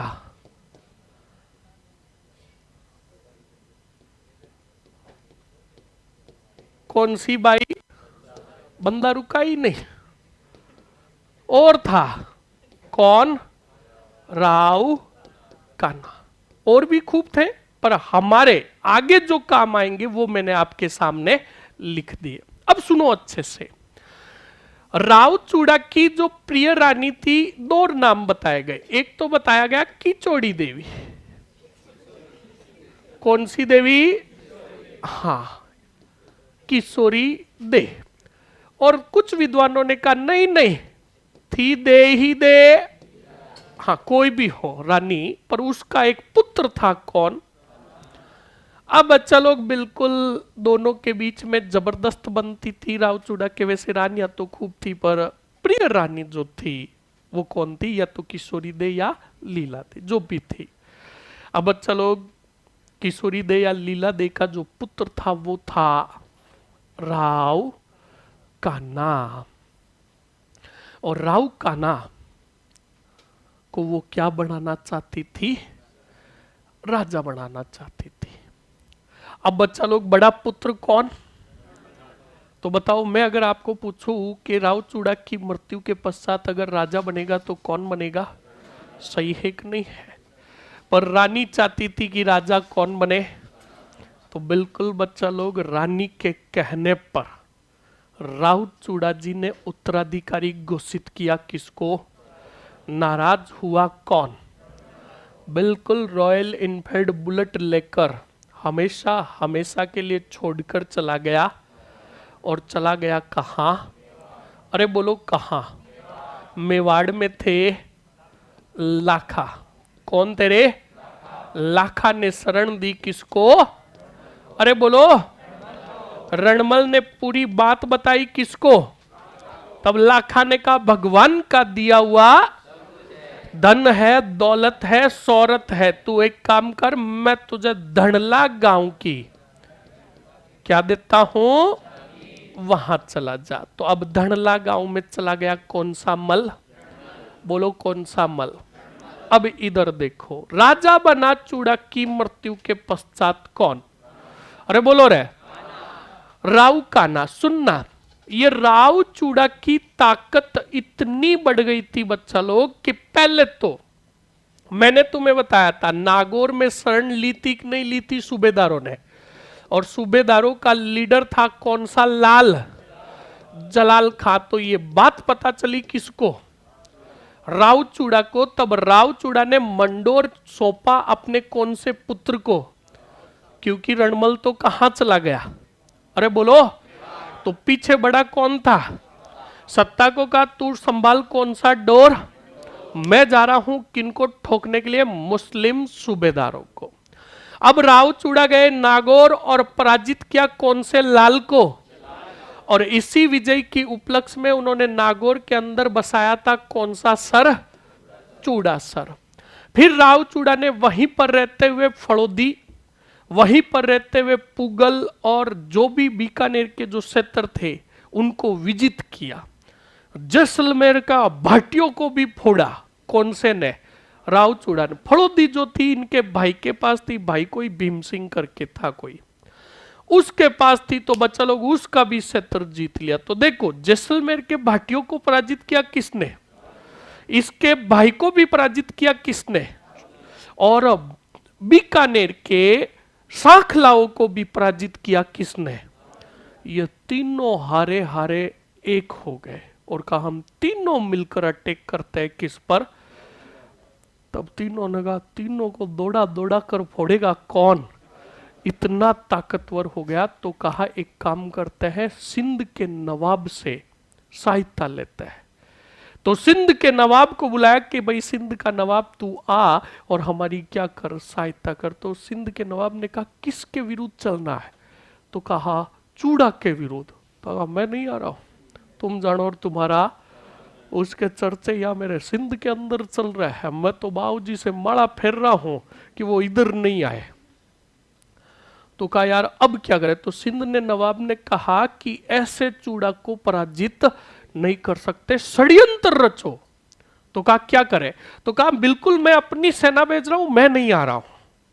और षड्यंत्र के तहत बीकानेर के सांखलाओं को, आसपास के जंगल प्रदेश के सांखलाओं को कहा तुम रिश्ता भेजो कि शादी करेंगे किसकी, चूड़ा की। चूड़ा जब शादी करने आए जैसलमेर के भाटियों, फड़ौदी के जो भीम सिंह जो था उसको, और कहा कि आप सांखलाओ और मेरी सेना तैयार रहना। और ज्यों ही शादी करने आए चूड़ा धोखे से अटैक कर देना और मौत के। तो बिल्कुल बच्चा लोग बीकानेर के सांखलाओं ने अपनी कोई किसी पुत्री का, मंत्री की पुत्री की शादी का क्या भेजा, नारियल भेजा, वो भी मतलब तय की। तय तारीख के दिन चूड़ा जी क्या करने गए, शादी करने गए। तो कुछ एक सैनिक ही लेकर गए और उधर थे जैसलमेर के भाटी, फड़ौदी का भीम सिंह और सिंध के नवाब की सेना और बीकानेर के सांखला। ये सब भेड़िए की तरह टूट पड़े किसकी सेना पर, और चूड़ा लड़ते हुए वीर गति को। अब सुनो किसके पिता मारे गए। अब राव कान्हा के पिता मारे गए, जिसमें हाथ था मारने में जैसलमेर के, बोलो। तो बच्चा लोग राव कान्हा, देखो रणमल तो चला गया, फिर उत्तराधिकारी घोषित किसको किया गया था, तो चूड़ा की मृत्यु के बाद राजा कौन बने, तो राव कान्हा ज्यों ही राजा बना तो राव कान्हा ने कहा मेरे पिता को मारा है जैसलमेर के, इनको जिंदा नहीं छोड़ूंगा। सेना लेकर गया और खुद मारा गया। कौन, राव कान्हा।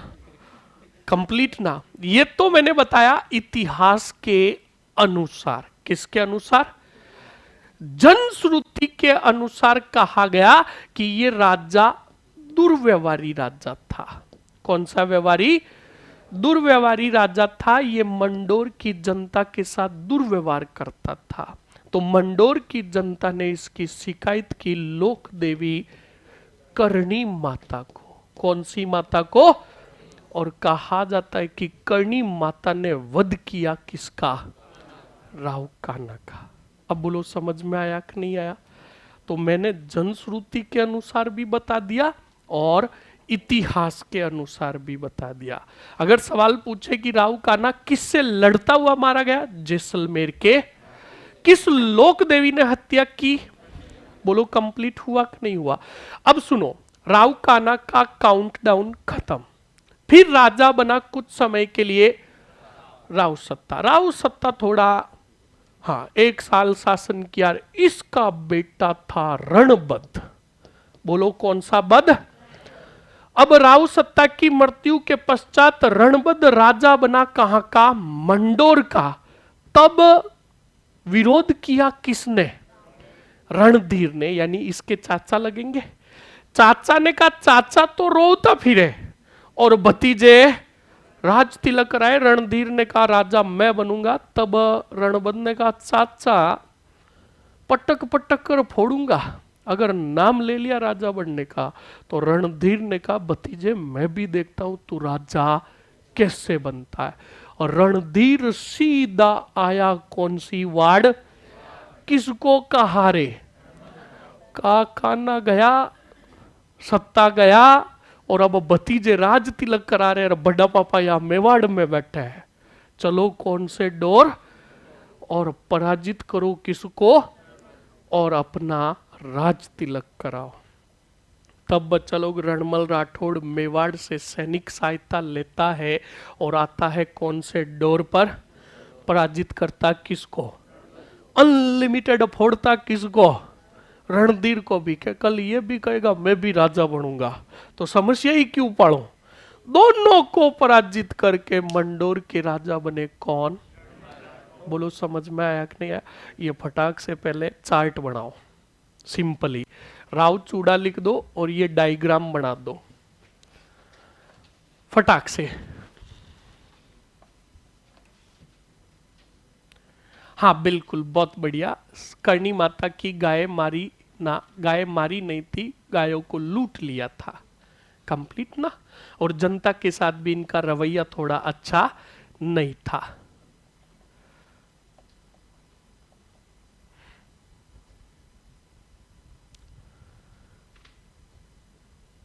ये डायग्राम बना लो आप, और डायग्राम बनाने के बाद मैं नीचे 2 पॉइंट लिखा दूंगा जिससे आपको पूरा समझ में आ जाएगा।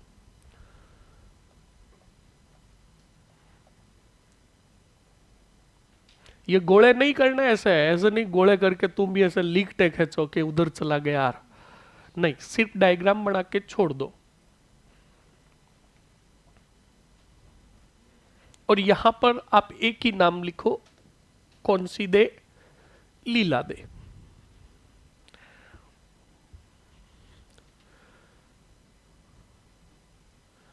फटाक से लिखो।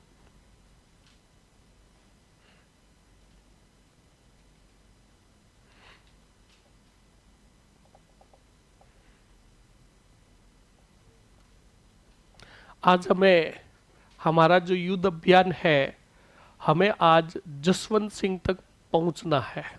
कौन से सिंह तक? इसलिए थोड़ा पेन फास्ट चलाओ अगर कहानियां ज्यादा सुननी है तो। कंप्लीट ना? हाँ जी। अच्छा, अब बेटों ने कह दिया लिख लिया, आप तो आगे बढ़ो। लिखो मरो जल्दी।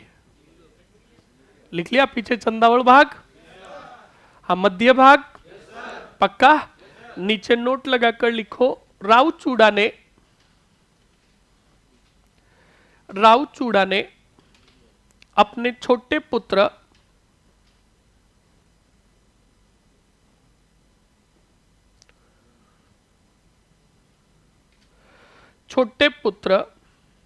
किसको रे? राव काना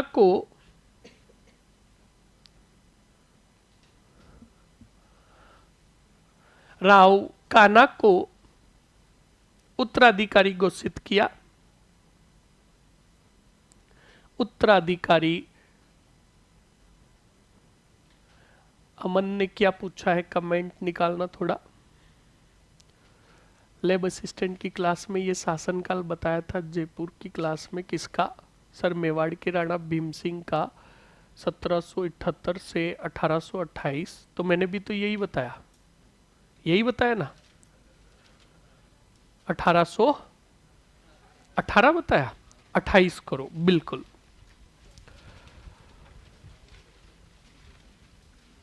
अठारह सो 28।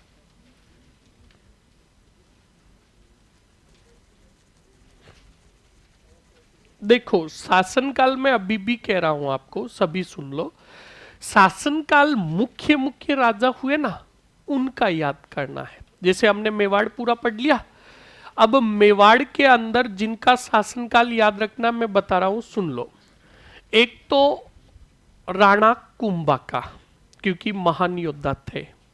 उसके बाद सॉरी आप राणा कुंभका, दूसरा कुंभक के बाद सांगा का, सांगा के बाद उदय सिंह का, और उदय सिंह के बाद महाराणा, बस। और यहां पर पढ़ो तो राव जोधा का, राव मालदेव का, और एक जसवंत सिंह का। हर एक राजाओं का किस किस का याद करोगे, वरना मुख्यतः और उन्हीं का पूछा जाता है। जैसे अभी रीट का पेपर हुआ था तो उसके अंदर सिर्फ यही बात पूछी गई थी कि सांगा की मृत्यु कब हुई। कभी ऐसे नहीं पूछेगा कि राव कान्हा कब मारा गया, इस बात को ध्यान रखना। चलिए, हाँ ओके, चलिए बिल्कुल। अब आगे बढ़ते हैं। लिख लिया ना, ये क्या लिखा आपने? उत्तराधिकारी घोषित किया। लिख लो, रणमल राठौड़, रणमल राठौड़ नाराज होकर, रणमल राठौड़ नाराज होकर कहां चला गया रे? मेवाड़ चला गया। बस यहां पर इतना ही लिखोगे, मेवाड़ चला गया, और सीधा हेडिंग डाल दो राव कान्हा, राव कान्हा। किसकी बढ़तू? एग्जिट सन में कह रहा हूं ना, हर एक का अलग अलग दे रखा है। सन जो हम लिखेंगे किससे? रणमल राठौड़ से। ओके, हेमा, हेमा गहलोत लिखना चाहते हो तो हेमा गहलोत। आज भी हेमा गहलोत की याद में राव जी का मेला बढ़ता है, एक दिन का राव चुना जाता है। बच्चा लोग कभी भी अगर मौका मिले तो होली की दुलंडी के दिन बिल्कुल जाना, बहुत मजा आता है, बहुत ही शानदार होता है। आज भी ये परंपरा निभाई जाती है। उस क्षेत्र के जो बड़े बुजुर्ग होते हैं वो दुलंडी के दिन ही एक बढ़िया हट्टे कट्टे और बढ़िया योद्धा, मतलब योद्धा तो क्या, छोरे को या फिर बुजुर्ग नहीं सॉरी जवान आदमी को राव चुनते हैं। क्या चुनते हैं? वो अभी भी उस दिन दुलंडी का एक दिन का क्या होता है? राव होता है। फिर जिसको राव चुना जाता है बिल्कुल उसको वो गेर के साथ नाचते नाचते मंडोर पहुंचता है, और बच्चा लोग उस राव को पीटा भी जाता है, और वो भी यूं लड़ाई का प्रदर्शन करता है। पर वहां पर थोड़ा आप सावधान रहे, सतर्क रहे, क्योंकि लट तुम्हारे भी पड़ सकते हैं। वहां पर कोई भी कार्रवाई नहीं होगी, क्योंकि ये जो मनाया जाता है एक युद्ध क्षेत्र का ही तो जिक्र हुआ था, तभी तो इसको मनाया जाता है। लिखिए फटाक से, लिखिए फटाक से। हाँ, क्या लिखा आपने? राव कान्हा। हेडिंग डाल दो। चलो अब मैं लिखा देता हूं, फास्ट लिखोगे आप तो। हेडिंग डालो राव कान्हा। राव कान्हा का सीधा पॉइंट लिखोगे इतिहास के अनुसार। किसके अनुसार? इतिहास के अनुसार राव कान्हा जैसलमेर के किनसे? भाटियों से लड़ता हुआ मारा गया। और दूसरा पॉइंट लिखोगे जनश्रुति के अनुसार। कौन सी श्रुति? जनश्रुति के अनुसार राव कान्हा का वध कौन सी माता? कर्णी माता ने किया। अब सीधा लिख दो कौन सा राठौड़? रणमल राठौड़। और रणमल राठौड़ का शासनकाल लिखोगे 1427 से 38।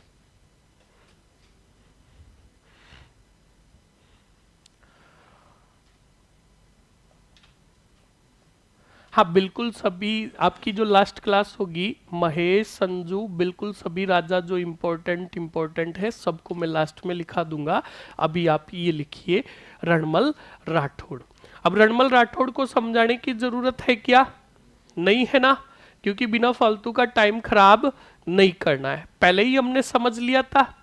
शॉर्टली बता देता हूं, रणमल राठौड़ ने शादी की कौन सी बाई की, किसके साथ की थी, तय किसके साथ की थी, कौन सा चूड़ा, कौन सा चूड़ा के राहु चूड़ा।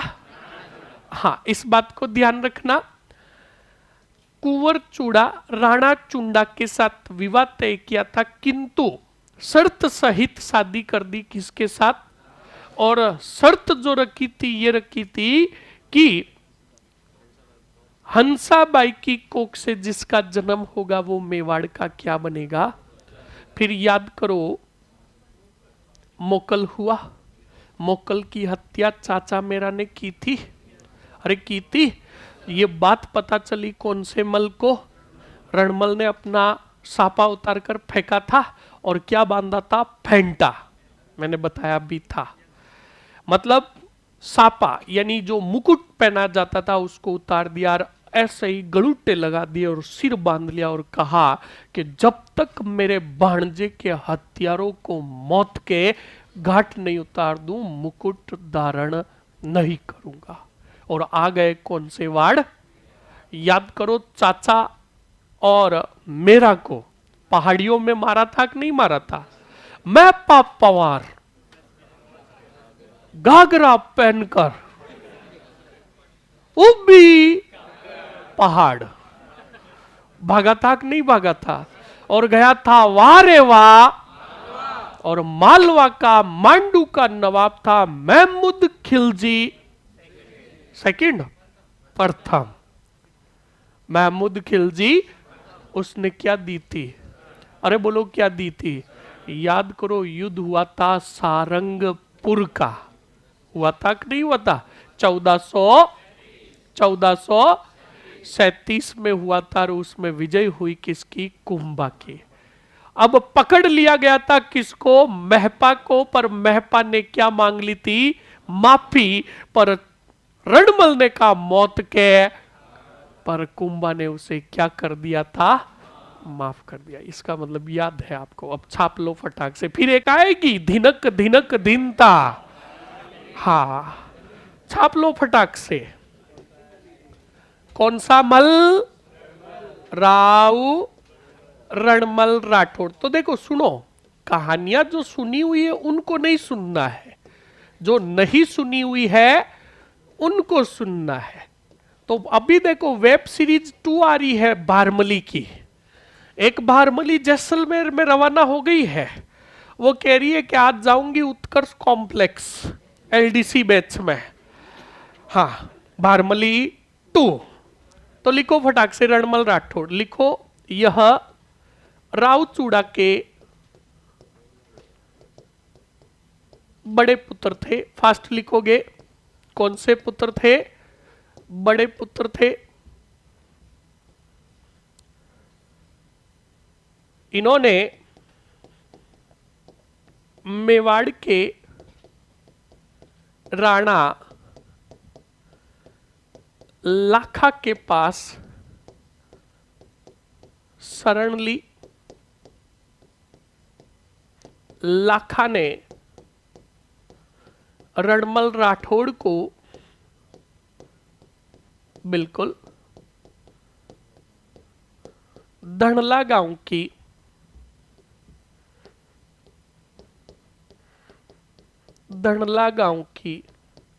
क्या प्रदान की रे, जागीर प्रदान की।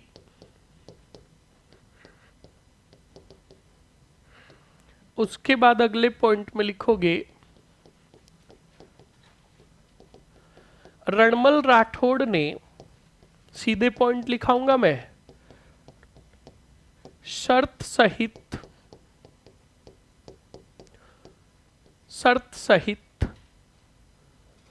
अपनी बहन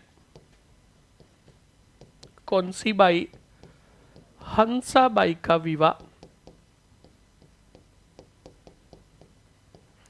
हंसाबाई का विवाह राणा लाखा के साथ किया।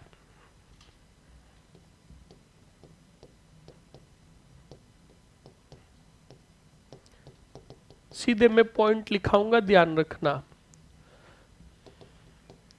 हंसाबाई की कोख से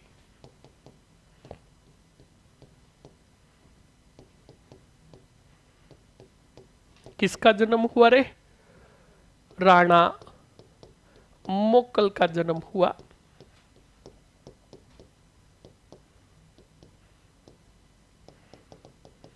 लिख लीजिए फटाक से। हाँ, ईश्वर लाल का क्वेश्चंस निकालो, क्वेश्चंस निकालो, इनका क्या क्वेश्चंस है।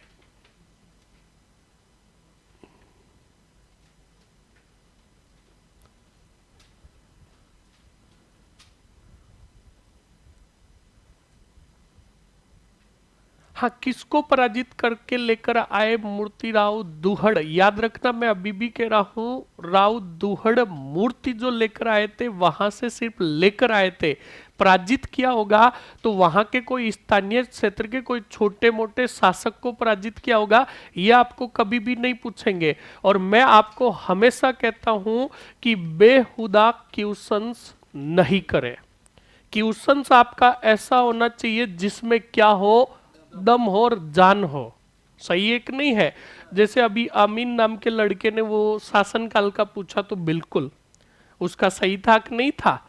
तो ऐसे क्वेश्चंस पूछे, नॉनसेंस क्वेश्चंस नहीं पूछे। कंप्लीट ना, फटाक से आगे बढ़िए। हंसाबाई की कोख से राणा मोक्कल का क्या हुआ? जन्म हुआ। हो गया जन्म। याद करो, राणा लाखा ने अपने बड़े पुत्र कुंवर चुंडा राणा चुंडा को मोक्कल का क्या नियुक्त किया था? लिख लो फटाक से, नोट लगाकर लिखो। और अच्छे से सुनो, अगर आपको जानने की इतनी बड़ी जिज्ञासा है तो आप बड़े बैच में आइए। कौन से बैच में? बड़े बैच में। वहां पर वेब सीरीजें चलती है, Bharmali part first, Bharmali part second, Bharmali part 3। वहां पर एक एक चीज बताई जाती है हर राजा की। अब आपके सिलेबस के अकॉर्डिंग हर बैच में पढ़ाना पड़ता है, सही एक नहीं है? तो इस बात को भी आप अच्छे से ध्यान रखें। नोट लगाकर लिखो, लिखो राणा लाखा ने मोक्कल का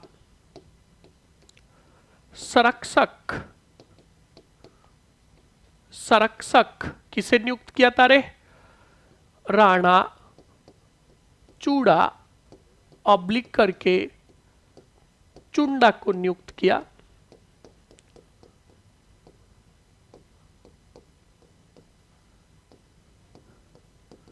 फिर लिखोगे, रणमल राठौड़ ने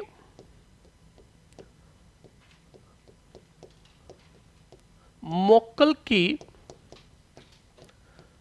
सैनिक सहायता से मंडोर पर क्या किया रे? अधिकार किया। लिख लो फटाक से, मंडोर पर क्या किया? हाँ जी। अगले पॉइंट में लिखोगे, नोट लगाकर, हो गया अधिकार। लिखो, रणमल राठौड़ के कहने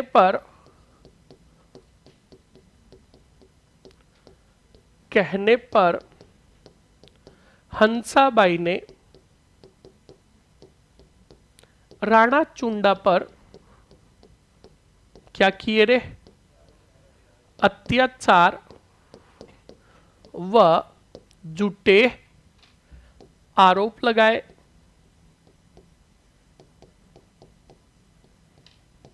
झूठे आरोप लगाए। लिख लो फटाक से। राणा चुंडा मेवाड़ छोड़कर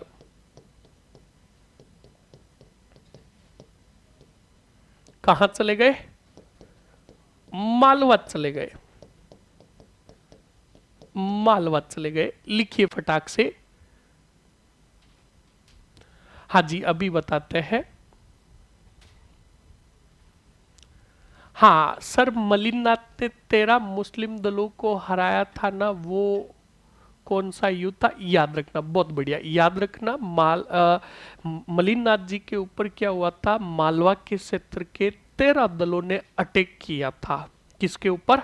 मलिनाथ जी के ऊपर। तब मलिनाथ जी ने इन 13 दलों को क्या किया? पराजित किया। और उसी समय से आप क्वेश्चंस के, आपके क्वेश्चंस में अगर जान होगी ना, मैं 2 एक्स्ट्रा चीजें बताऊंगा। तो बच्चा लोग, 13 दलों को पराजित किया और उन 13 दलों को पराजित करने के पश्चात ही मलिनाथ जी के बारे में कहा जाने लगा, 13 तुंगा भागिया, 13 तुंगा भागिया माल्ले सिलखाणी। ये बात किसके बारे में कही गई? मलिनाथ जी के बारे में कही गई। कमेंट्स दिखाना, ये किसने पूछा? हाँ, नीचे गोविंद जी चारण ने पूछा। बहुत बढ़िया गोविंद, बिल्कुल याद रखना। 13 दल, ये आप लोक देवता पढ़ोगे ना, उस समय आपको बताया जाएगा कि 13 दलों को पराजित किया था। इसी कारण मलिनाथ जी को कहा जाने लगा 13 तुंगा भागिया माले सिलखाणी। कंप्लीट ना? आगे बढ़ो। अब चुंडा मेवाड़ छोड़कर कहां चला गया रे? मालवा चले गए। अब बताओ, रणमल राठौड़ ने मारवाड़ी मंत्रियों की नियुक्ति कहां की थी? तो लिखो, रणमल राठौड़ ने मारवाड़ के मंत्रियों की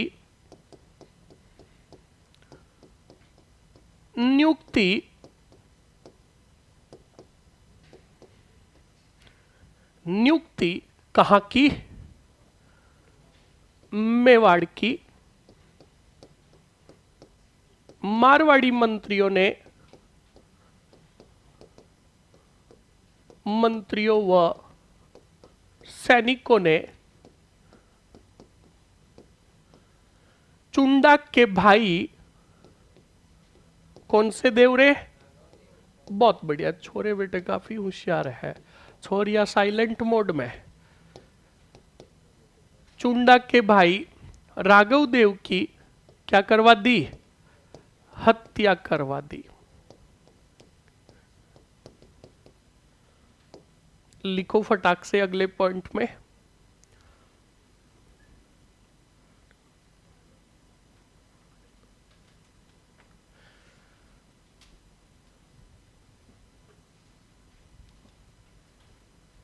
फटाक से लिखिए। हाँ जी बिल्कुल, आज 2 क्लास है। ऐप को भी 2 बार अनइंस्टॉल किया। दिनेश जी की समस्या देखो क्या आ रही है भाई। चलिए, हत्या कर दी।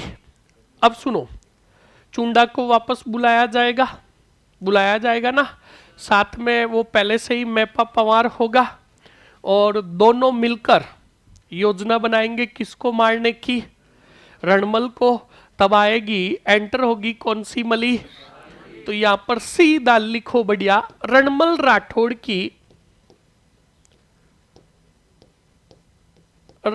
की दासी का नाम कौन सी मली था रे? बारमली था। बारमली के, सॉरी बारमली क्या, कुंभा के, देखो राजा कौन था उस समय? कुंभा के कहने पर, कोई बात नहीं, अब तू छीक भले कितनी कर, रणमल बचने वाला नहीं है। कुंभा के कहने पर बारमली ने रणमल राठौड़ को, कौन से राठौड़ को? रणमल राठौड़ को विषयुक्त क्या पिलाई? शराब पिलाई, जिससे रणमल की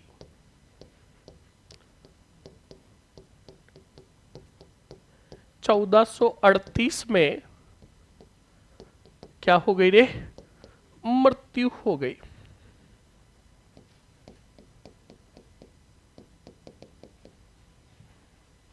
कंप्लीट। उसके बाद लिखोगे रणमल की मृत्यु के समय, मृत्यु के समय राव जोधा कहां था रे? मेवाड़ उपस्थित था। बस लिख लो, अभी राव जोधा पूरा समझाता हूं। अच्छा टाइम हो गया, 6:15 तक है। ओके।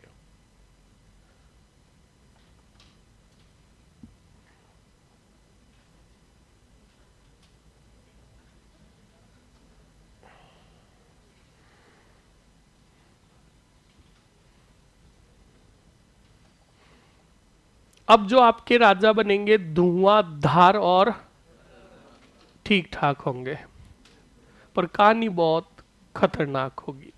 सुन लो अच्छे से। लिख लिया आपने? अरे लिख लिया क्या? अब समझो अच्छे से किसको? राव जोधा को। पहले सुनो, राव जोधा पुत्र किसका था रे? रणमल राठौड़ का। और रणमल राठौड़ की बहन कौन थी? कौन सी बाई? और हंसाबाई का पोता कौन था? राणा कुंभा। बताया था मैंने? हाँ जी। आवाज नहीं रे, सुन लो पहले, आवड़ बावड़ रुक जा। अब सुनो, मैंने तुम्हें बताया कि रणमल राठौड़ आया हुआ था वाड़ ही वाड़, और मिलने गया कौन सी मली से? और बारमली ने ही दे दिया क्या? विष दे दिया। अब जब मर रहा था कौन सा मल, तो रणमल के साथ आया हुआ था जोधा अपनी बुआ के घर। कौन सी बाई? बुआ हुई कि नहीं हुई? अब बच्चा लोग, राव जोधा महलों में था और उधर पहाड़ियों के अंदर बारमली का कोई छोटा मोटा घर था जहां पर मर रहा था कौन? रणमल। तब बच्चा लोग वहीं एक पहाड़ी पर चढ़कर सावधान किया गया किसको? और वही कहा गया जोधा भाग सके तो थारो रणमल मारियो। तो बच्चा लोग, मैंने तुम्हें बताया था भाग कर गया कौन? पार्किंग में कितनी गाड़ियां पड़ी थी? कितनी? एक तो थी बुलेट और एक थी, बोलो क्या लेकर भागेगा? बिल्कुल, राव जोधा ने बुलेट लिया और हाँ बिल्कुल टड़ाऊ डाऊ करता करता आ गया कौन से वार्ड में? पीछे भागा कौन?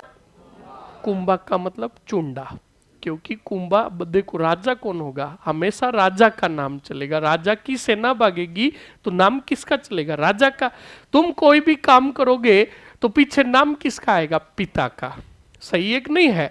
तो वैसे ही बच्चा लोग कुंभा की जगह याद रखोगे चुंडा, पर नाम किसका चलेगा? कुंभा की सेना। चुंडा ने कहा था कि रणमल ने मेरे भाई को मारा था, राघव देव को मारा था ना, तो मैं छोड़ूंगा नहीं। अब रणमल का तो काम हो गया, छोड़ूंगा नहीं किसको? अब चुंडा भागकर आया तो आगे क्या थी? तो भी लेकर भागा। अब पकड़ाएगा क्या? बुलेट को पकड़ाएगा? अब बुलेट भाग जाएगा। अगर स्कूटी लेकर भागता कौन? जोधा, तो इतिहास उल्टा हो जाता, जोधपुर बसता ही नहीं। सही है कि नहीं? जोधपुर बसाना जरूरी था, इसलिए बुलेट देकर भगाया किसको? अब बच्चा लोग यह बुलेट लेकर अब भाई साहब दौड़ते दौड़ते दौड़ते गए नेर ही नेर, बीकानेर। और बीकानेर के अंदर एक गांव था हुन्नी ही हुन्नी का हुन्नी गांव। ये कौन से नेर में है? बीकानेर के अंदर। वहां चले गए। अब वहां पर गए और जैसे तैसे करके संपर्क स्थापित किया अपनी बुआ। अब इसको इंटरटेन के साथ बताऊं कि रियलिटी जो है वो बताऊं? ठीक है। अब बच्चा लोग, राव जोधा ने अपना फोन निकाला, फोन लगाया तो फोन ने कहा सॉरी यू हैव अनसफिशिएंट बैलेंस। तब 10 रुपए का लोन लिया और फोन किया कौन सी बाई को? कौन सी हुनी से? किसने किया रे? और राव जोधा ने फोन करके कहा, यानी जहां पर फोन का नाम आ जाए पत्र व्यवहार किया, संपर्क किया। फोन करके कहा बुआ तेरे पोते को समझा देना। किसको? मेरा पीछे तलवार लेकर भागा है। क्या लेकर? अब की बार आया ना मार दूंगा। तो हंसा बहन का, एक बार तू काम कर, मेवाड़ वापस आकर बता। बेटा भागकर खुद गया है, दादागिरी बता रहा है। तो जोधा ने कहा वापस कॉल कर पहले, बैलेंस खत्म होने वाला है। तो कहने का मतलब संपर्क किया और कहा कि देख बुआ, मेरे पिता ने तो हमेशा फायदा ही सोचा है और अब मेवाड़ के राजा ही हमारे पीछे पड़ गए हैं। मैं शरण लिए हुए बैठा हूं कहा? काहुनी में। तो हंसाबाई ने कहा बेटा जब तक मैं नहीं कहूं कोई कार्रवाई मत करना, क्योंकि मंडोर को जीत लिया है राणा चुंडा ने। किसने जीत लिया? चुंडा ने। और मंडोर की स्थिति बहुत खतरनाक है। तो बच्चा लोग, अब हंसाबाई ने बिल्कुल कहा और बाद में बिल्कुल हंसाबाई से तो संपर्क जो होगा वो काफी लेट होगा। चलो पहले पूरा बता देता हूं। अब पहले तो ये बताओ काहुनी गांव में कौन बैठा है? राव जोधा। और इधर चुंडा ने जीत लिया, बोलो कौन सा डोर? मंडोर। और मंडोर को जीत लिया और मंडोर के चारों तरफ, मंडोर के चारों तरफ ठिकाने बिठाए, सैनिक चौकियां बिठाई। और इन सभी सैनिक चौकियों के पहरेदारों को कहा कि जोधा जब मंडोर को जीतने आए तब आने देना। और वो ज्यों ही मंडोर के पास पहुंचे तब तुम सभी सैनिक चौकियों वाले इकट्ठा होकर ठोकना। किसको? जोधा को। और चुंडा ने मंडोर का कार्यभार सौंपा था अक्का सिसोदिया। कौन सा सिसोदिया? और एक आहड़ा हिंगोला को। यह नाम बहुत खतरनाक है। कौन सा गोला? आहड़ा हिंगोला। वो बाहुबली मूवी देखते हो ना, उसके अंदर वो एक कालकेय आता है अटैक करने के लिए। बेटा पता नहीं कैसे मुंह का होता है और हाथ में भी वो क्या होता है, आकर कहता निम्डा हस्तभूषा कहता है ना। तो वैसे ही था। कौन सा गोला? आहड़ा हिंगोला। अब बच्चा लोग, आहड़ा हिंगोला और अक्का सिसोदिया के पास मंडोर था। अब राव जोधा ने कई बार अटैक किए। कौन से डोर पर हर बार जीतने में असफल रहा। एक बार काफी सेना संगठित की और अटैक किया। कौन से डोर पर? मंडोर पर अटैक किया। तो बच्चा लोग, कहा जाता है कि इस समय राव जोधा की सेना बुरी तरह से हारी थी। राव जोधा घायल हो गए थे। घायल होकर जब वापस जा रहे थे तब रास्ते के अंदर एक जाट भाई मिला। कौन मिला? जाट व्यक्ति मिला। जाट व्यक्ति ने जोधा जी की ये स्थिति देखी तो हमारे हिंदू धर्म का एक वाक्य है कि नहीं है कि भाई शरण मतलब या शरणार्थी को शरण देना, या फिर कोई घायल है तो उसकी सेवा करना, सही है कि नहीं है?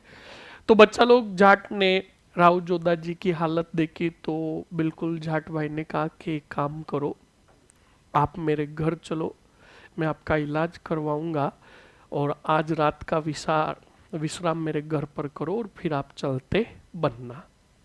तो राव जोधा ने अपने कुछ एक 4-5 जो सैनिक थे वो तो अपने साथ लिए और पिछले वालों को कहा तुम चलते बनो, मैं आप आ जाऊंगा।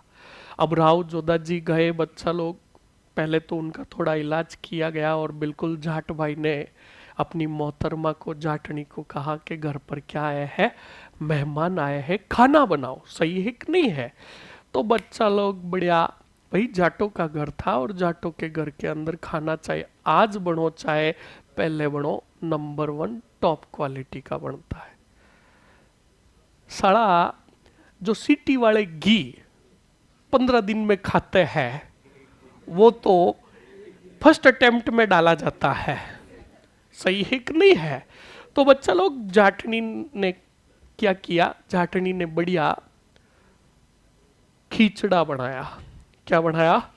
अब तुम्हें पता ही नहीं ये खींचड़ा क्या होता है, पता है?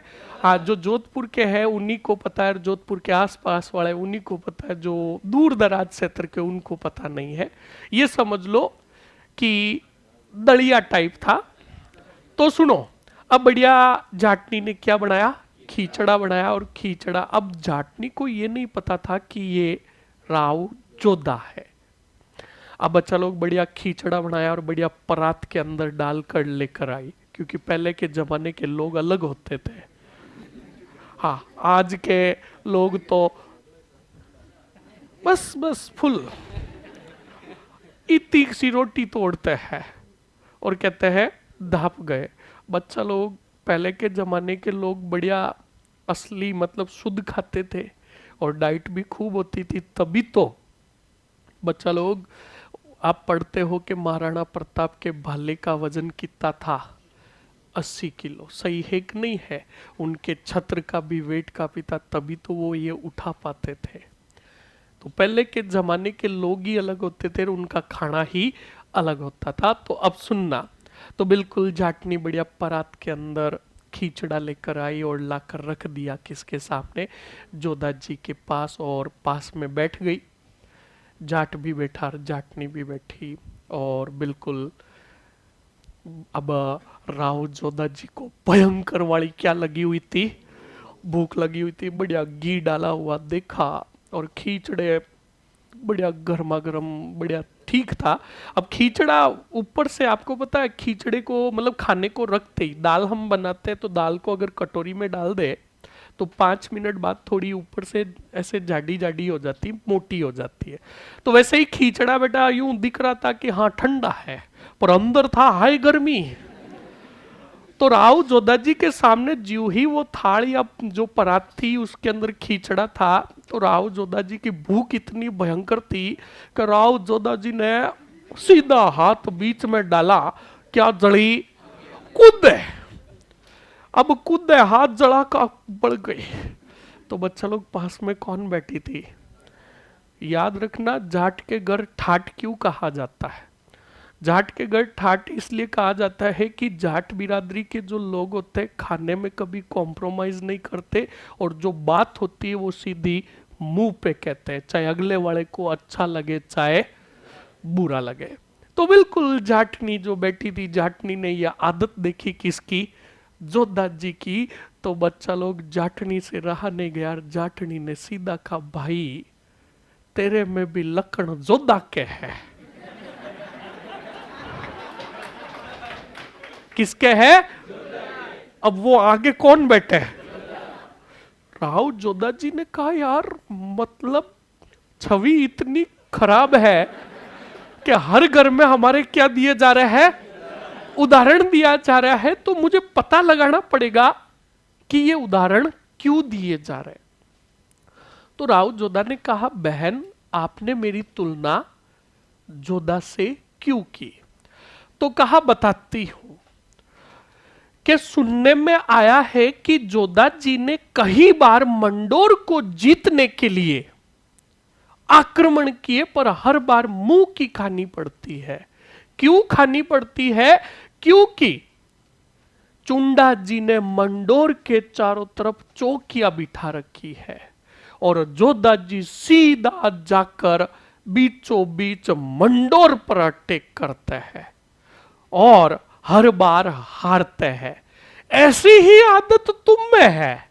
ये खींचड़ा किनारों से खाना शुरू करना चाहिए, पर तुमने भी जोधा की तरह हाथ जल गया बच्चा लोग। अब जोधा जी ने वहीं जाट के घर एक बहुत बड़ी शिक्षा ग्रहण की और फिर बाद में कहा, बहन मैं ही हूं जोधा। हाँ बिल्कुल। तो कहा, जाटनी ने कहा, देखो जो बात थी मैंने सत्य बात कह दी। तो कहा, कोई बात नहीं बहन, वापस तेरे घर पर खिचड़ा खाने आऊंगा, पर अब की बार जोधा नहीं, मंडोर के राजा राव जोधा आएंगे। यानी वहां से सीख ली। तभी मैं आपको कहता हूं हर चीज से कुछ सीखना चाहिए। अब राव जोधा गए, राव जोधा ने सेना संगठित की। अब यहां पर एक और भयंकर कहानी आती है, पर नहीं बताऊंगा। नहीं, बोल दिया ना, नहीं, जितना जरूरत है उतना ही। आप छीनी सी बता दो, फिर मेरे से रहा नहीं जाता है। हाँ चलिए, आपके क्लास का टाइम हो गया, फटाक से जाओ, फिर वापस आके आगे स्टार्ट करेंगे।